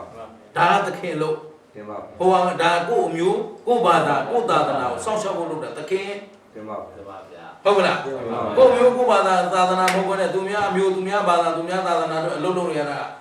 ကျုံ ခြေလက်သလား ဒီတော့ပါဗျာ ကောင်းပြီအဲ့တော့သီလသမာဓိပညာဆိုတော့ပညာဆိုတဲ့အနတ်ဆိုတာဒါပဲ တင်ပါ ဟုတ်လားကျက်ကကျက်အနတ်ပြရဆိုတော့နိဗ္ဗာန်ဆိုတော့နိဗ္ဗာန်ရောက်ကြောင်းနှလုံးသွင်းရမယ်ဟုတ်ကလားယုံနာဓမ္မသင်္ခါရအကြောင်းမသိဘဲနဲ့နိဗ္ဗာန်ရောက်မလား ရောက်ပါဘူး အကြောင်းကျိုးကိုနားမလဲဘဲနဲ့နိဗ္ဗာန်ရောက်မလားအကြောင်းကျိုးမသိရင်တရားမသိပါဘူးအကြောင်းကျိုးမသိသေးဘဲနဲ့တရားသိတယ်ဆိုတာဒါတက်တက်လိမ်လည်မှုတစ်ခု တင်ပါဗျာ ရှင်းလားအဲ့တော့တရားတွေပြောတတ်ရုံနဲ့တရားသိပြီလို့ပြောလို့မရဘူးအဲ့တော့နှလုံးသွင်းနဲ့ပိုင်ရမယ် တင်ပါဗျာ ရှင်းရလားအဲ့ဒီလုံသုံးလို့တာမှန်မှန်ကန်ကန်လုပ်ရင်မင်းတို့နိဗ္ဗာန်ရောက်ပါစေတည်းလို့ဆုတောင်းနေကြရ မလို့တော့ဗျာ အခုနိဗ္ဗာန်လို့ထည့်ပြောနေရတာမင်းတို့ကြားဘူးနာဝများလားနိဗ္ဗာန်ကိုစိတ်ညွတ်လာဒါကြောင့်ဆုတောင်းရတယ်ဆုတောင်းခြင်းကအပိုလို့တော့မဟုတ်ဘူး တင်ပါ ဟုတ်ပြီနော်ဆုတောင်းနေရတယ်ဆန္ဒပြုနေရတယ်ဆိုတာကမကြဒီပေါ်မှာအာယုံညွတ်လာအောင်ဟုတ်လားနိဗ္ဗာန်ပေါ်မှာကိုင်းညွတ်တဲ့စိတ်တွေဖြစ်လာအောင်နိဗ္ဗာန်ကိုတန်ဖိုးထားတတ်လာအောင် တင်ပါ ဒါဆုတောင်းရတယ်အဲ့တော့ဘာကုန်းမှဘသူ့ကုန်းမှအပြစ်မပြောနဲ့အကျိုးရှိတဲ့အလုပ်ကအကျိုးရှိအောင်နှလုံးသွင်းရင်အကျိုးရှိတယ်အကျိုးရှိအောင်နှလုံးမသွင်းရင်အကျိုး မရှိ ရှိ တော့ တော့ ဗျာ အရေးကြီးတာမင်းတို့ယောနိတော့မန္တလေးအဲ့ဒီစလုံးကိုမနဲ့ပြန်ကြတော့ဆက်ပြော တင်ပါ တပါဗျာ ဟုတ်လားယောနိတော့ဘလောက်အရေးကြီးတယ်ဘာအဓိပ္ပာယ်ရှိတယ်ဆိုတာမနဲ့ပြန်ဆက်ပြောဒီနေ့ကျက်အလုပ်ဘယ်နှလို့ ဟုတ်ပါဗျာ အဲ့တော့ကျက်ကလေးတွေအကောင်ပေါက်ဖို့အတစ်ပါလို့ ဒီလာ ကျက်အရင်ပြောမင်းတို့ကြောင့်တော့မှပြောကျက်အရင်ပြော ဒီပါ ပြောရမယ်နေ့ ကိုမွေးပေးရမယ် တော့ပြီးမှကျက်ဦးအောင်မြင်စွာကျက်အကောင် ဟုတ်ပါဗျာ ထုံနည်းတူစွာပဲမင်းတို့မှလည်းနိဗ္ဗာန်မျိုးစိပါမပါမျိုးစိဆိုတာမင်းတို့ဗုဒ္ဓဘာသာဖြစ်လာရင်နိဗ္ဗာန်ရောက်နိုင်တဲ့တတ္တိမင်းတို့အားလုံးမှာ ရှိပါတယ် ဓမ္မထသူမို့လို့မရောက်နိုင်ငါမို့လို့မရောက်နိုင်မဟုတ်ဘူးမင်းတို့ဗုဒ္ဓဘာသာဗုဒ္ဓရဲ့တရားတော်ကိုယုံကြည်သက်ဝင်ပြီးဟဲ့ဆိုတာနဲ့နိဗ္ဗာန်နဲ့ထိုက်တန်တဲ့လူတွေကြီးပဲလို့မှတ်တာ မှန်ပါဗျာ ရှင်းလား ရှင်းပါဗျာ ဒါပေမဲ့အဲ့ဒီဥအကောင်ပေါက်ဖို့ကြတော့အခုမင်းတို့ဘဝအတွက်တစ်ပါတယ် ဒီလာ သီလလေးလုံးအောင်ဆိုတာသီလမျိုးလုံးအောင်နေ့မာရီစိတ်ကိုမပြတ်အပူပေးနေရဟမ်ကိုလမ်းကြောင်းသွေးပြီးမသွားအောင်ကောက်မသွားအောင်ဆိုတာအပူမွေ့ပေးသလိုပဲအမြဲတမ်းတတိနဲ့ တတိနဲ့သင်ရမယ် စိတ်ကိုထိန်းသိမ်းထားသုံးကပညာအနတ်ဝိပဿနာအနတ်နိဗ္ဗာန်ကိုနိဗ္ဗာန်ရနိုင်တဲ့အနတ်တရားကိုအာမထုတ်ပဲနိဗ္ဗာန်မဲ့ဖို့ကို မရောက်နိုင်ပါဘူးဗျာ ဒါဖြင့်မရောက်နိုင်လို့မရောက်တာလားမလုံလို့မရောက်ဘူး လုံးလို့မရောက်ပါဘူးဗျာ ဒါဖြင့်အားလုံးမှာနိဗ္ဗာန်ရောက်နိုင်တဲ့တတ္တိ ရှိပါတယ်ဗျာ ကုသိုလ် ရှိပါတယ် အေးအဲ့တော့မင်းတို့ဆွေးတင်တနိုင်ငံလုံးနဲ့မင်းတို့နဲ့မတူဘူး မှန်ပါဗျာ ဟုတ်ကလား တင်ပါ ဘုဘိုးကိုနိဗ္ဗာန်ဆူတောင်းလို့ မရပါဘူး နိဗ္ဗာန်ရောက်နိုင်တဲ့အကြောင်း မရှိတော့ မရှိဘူးဘာလို့ဆိုသူတို့သီလလည်းမကြဘူး ဒီလာ သမာဓိလည်းမကြဘူးပညာ ပ လည်း ညာ မ မ ကြ ကြောက် ဘူးခုမင်းတို့သီလသမာဓိပညာတရားတွေနာကြားခွင့် ရှိပါဘူး ရှိနေတဲ့အတွက်မင်းတို့မှာထိုက်တန်တဲ့ဘဝကိုရထားပြီလို့သိထား မှန်ပါဗျာ ဟုတ်ကလား မှန်ပါဗျာ ဒါကြောင့်အမြဲတမ်းသတိထားဝရိယဆိုင်ပညာနဲ့ကြည့်ဘယ်သူကို ပုဂ္ဂိုလ်ကို ဘယ်သူမှကောင်းမရှိတဲ့ကိုယ့်ကိုယ်ကြည့်ကိုယ်သီလကိုယ်စစ်စစ်ကိုယ်သမာဓိကိုသုံးသပ်ဟုတ်ပြီလားကိုယ်ပညာဆိုတာလေအနိစ္စဒုက္ခအနတ္တဒီသုံးပါးတဲ့မြင့်မြတ်တဲ့ပညာရှိဘူးပြည့်စုံတဲ့ပညာလည်းမရှိဘူးတန်ဖိုးရှိတဲ့ပညာလည်းမရှိဘူးသိပ္ပံပညာတွေဘလောက်ထွန်းကားနေတယ်ပြောဟုတ်ပြီနော်ကိုသိပ္ပံပညာနဲ့လာပြီးတော့ဗုဒ္ဓဘာသာကိုသိပ္ပံနဲ့သက်သေပြုဖို့လာပြီးစူးစမ်းနေတဲ့လူတွေရှိတယ် မှန်ပါဗျာ တကယ်ကဗုဒ္ဓဘာသာမှန်ကန်ကြောင်းကိုသိပ္ပံနဲ့သက်သေပြုရမှာလားသိပ္ပံတရားမှန်ကန်ကြောင်းကိုဗုဒ္ဓတရားနဲ့သက်သေပြုရမှာလား ဘုရားတရား အေးအဲ့ဒါရှေ့နဲ့နောက်ကပြောင်းပြန်ဖြစ်နေကြတယ် တင်ပါ တချို့ကဗုဒ္ဓဘာသာကြီးယူပြီးတော့သိပ္ပံနဲ့သက်သေပြဖို့ဆိုတော့ဘာမှသက်သေပြစရာမလို တင်ပါဗျာ ဟုတ်ကလား တင်ပါဗျာ အဲ့ဒီကြောင့်လေးလည်းပြောပြအောင်မယ်ဒီနေ့ဗမာပြည်မှာဖြစ်နေတဲ့အကြောင်းတွေမနေ့ပြန်ယောနီတော်ကြမှာဆက်လာကြ တင်ပါဗျာ အဲ့တော့ဒီနေ့အားလုံးရှိတာခန္ဓာဘယ်နှပါလဲလို့ရင် မှ ငါ န်ပါဗျာ းရှိနော်နောက်တော့သိမှာပေါ့ မှန်ပါ အချင်းချင်းရင်ယုတ်တရားနဲ့ နာရရ ရုပ်ကိုယ်ရုပ်ကိုယ်ပိုင် ပါပါဘုရား ရုပ်ကိုမြဲလား မရဲပါဘူး အခုဒီကလေးတွေရုပ်ကလည်းတစ်ဖြည်းဖြည်း ပို့လာ အခုလူကြီးတွေရုပ်ကလည်း ပို့လာ အိုးနေတာအိုပြီးရင် နာ နာပြီးရင် သိရပါ ဒီမှာမအိုမဲ့လူ မရှိပါဘူး မအိုအောင်တားစမ်း ရပါဘူး အာဆွေတင်တားတိုးတက်တယ်ပြောတယ်မအိုစည်းတော့ရှိပါပါ မ ရှိပါဘူး ပြောကရှိမလားလို့လာတာ ရှိပါဘူး ဘယ်ဘလူကျင်တာနဲ့ပြောနေတယ်ဘိုးဘိုးသေးရှိလား ရှိပါဘူး မနာသေးရော ရှိပါဘူး မသေးသေး ရှိပါဘူး မရှိခန္ဓာမှန်ရင်ဖြစ်ပြီးတော့ ပြည့်ပါဘူး ဘာသစ္စာ ဒုက္ခဖြစ်တယ် ဒုက္ခဆိုတာဆင်းရဲတာသစ္စာဆိုတာမှဘယ်ခန္ဓာမှချမ်းသာတယ်လို့ရှိပါဘူးအဲ့တော့ခန္ဓာမှန်ရင်ဘာသစ္စာ ဒုက္ခဖြစ်တယ် သိတဲ့ဉာဏ်ကမက္ခသစ္စာသိတာကိုမက္ခဆိုတာလမ်းတွေ့သွားပြီလမ်းတွေ့သွားရင်ဒီဘက်ကလွယ်မားတဲ့ပိဿာဒိဋ္ဌိအယူတွေရှုံးမှာ မရှိတော့ပါဘူး မရှိရင်သေတာသမှုရိယမာနလည်းမရှိသေးနဲ့တဏှာလည်းမရှိသေးနဲ့လောဘလည်းမရှိသေးနဲ့ဒေါသလည်းမရှိသေးနဲ့မရှိတော့အလိုလိုမရှိပါလားမရှိအောင်အားထုတ်မှာ မရှိတော့ပါဘူး မရှိအောင်အားထုတ်တဲ့မက်ကင်လာရင်ဒီဘက်ကလောဘဒေါသမောဟသေခြင်းကြောင့်သေတာကသမှုရိယနောင်ခန္ဓာမလာတာကနိရောဓသစ္စာဘယ်နှပါအဲဒီသစ္စာ၄ချက်တစ်ပြိုင်တည်းကိုယ်တဏ္ဍာမှာကိုက်မှလာရင်ဒီနေ့ဒီဘဝဒီခန္ဓာနဲ့ဒီသာသနာနဲ့တွေ့ကြုံနှက်ကြမှာဖြစ်တဲ့အတွက်ဒီနေ့ကစပြီးမမိတ်မလေးရောမပေါ့ဆပဲနဲ့ကိုယ်ဘဝကိုအကောင်ဆုံးထိန်းချောင်းပြီးတော့จิตတို့ဥပမာတိုင်းနိဗ္ဗာန်မဲ့ဖို့ရသည့်တိုင်အောင်ကြိုးစားကြပါစို့လို့တိုက်တွန်းရင်းနဲ့ဒီညတရားဒီညနဲ့ပဲပြောကြလို့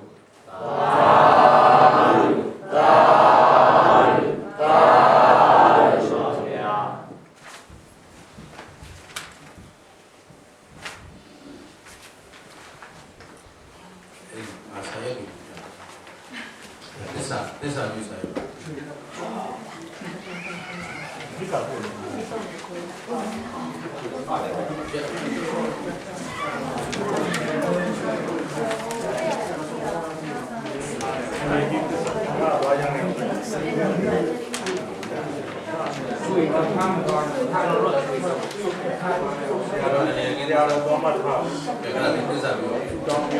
သစ္စာမျိုးပဲမေတ္တာပေါ့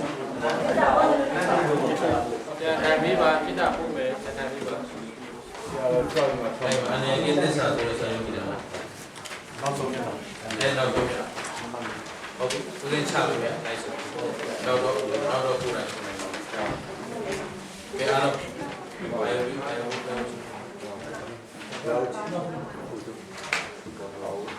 လောကမှာဒီကတ်၃ပါးဆက်ရောက်နေတဲ့ကတ်၃ပါးဆိုတာတတ်တန္တရာကံတယောက်နဲ့တယောက်တနိုင်ငံနဲ့တနိုင်ငံတလူမျိုးနဲ့တလူမျိုးတဘာသာနဲ့တဘာသာလက်နဲ့ချင်းကင်ပြီးတော့တတ်ဖြတ်နေကြတာတတ်တန္တရာကံနော်နောက်ဒုဗိကန္တကံဆိုတာငတ်ဖို့ခေါင်းသွားပြီးကြုံနေစားရမယ်တောက်ရမယ်နော်မိလောင်နေရေကြီးတယ်အဲ့ဒါဒုဗိကန္တကံနောက်ရောဂန္တကံယောဂဘေးမျိုးစုံတွေကတ်ယောဂတွေဆက်ရောက်ပြီးတော့ကမ္ဘာပေါ်မှာဒုက္ခရောက်နေတဲ့နိုင်ငံတွေလူမျိုးတွေများစွာရှိပါတယ်မြန်မာနိုင်ငံအပါအဝင်နော်ကတ်၃ပါးကြာရောက်နေတဲ့တတ္တဝါတွေနောက်ရန်သူမျိုး၅ပါးဘေး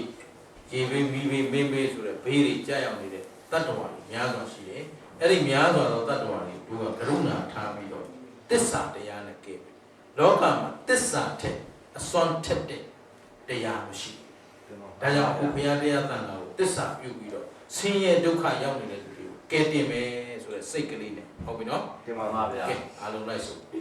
ဘဝသောတံသစေဗုဒ္ဓောတိန်နောလောကံတကူဝိတုဒေတိနာသစ္စာဝဇေနဒုက္ခမုစ္ဆန္တုပါဏိနောမြတ်စွာဘုရားသည်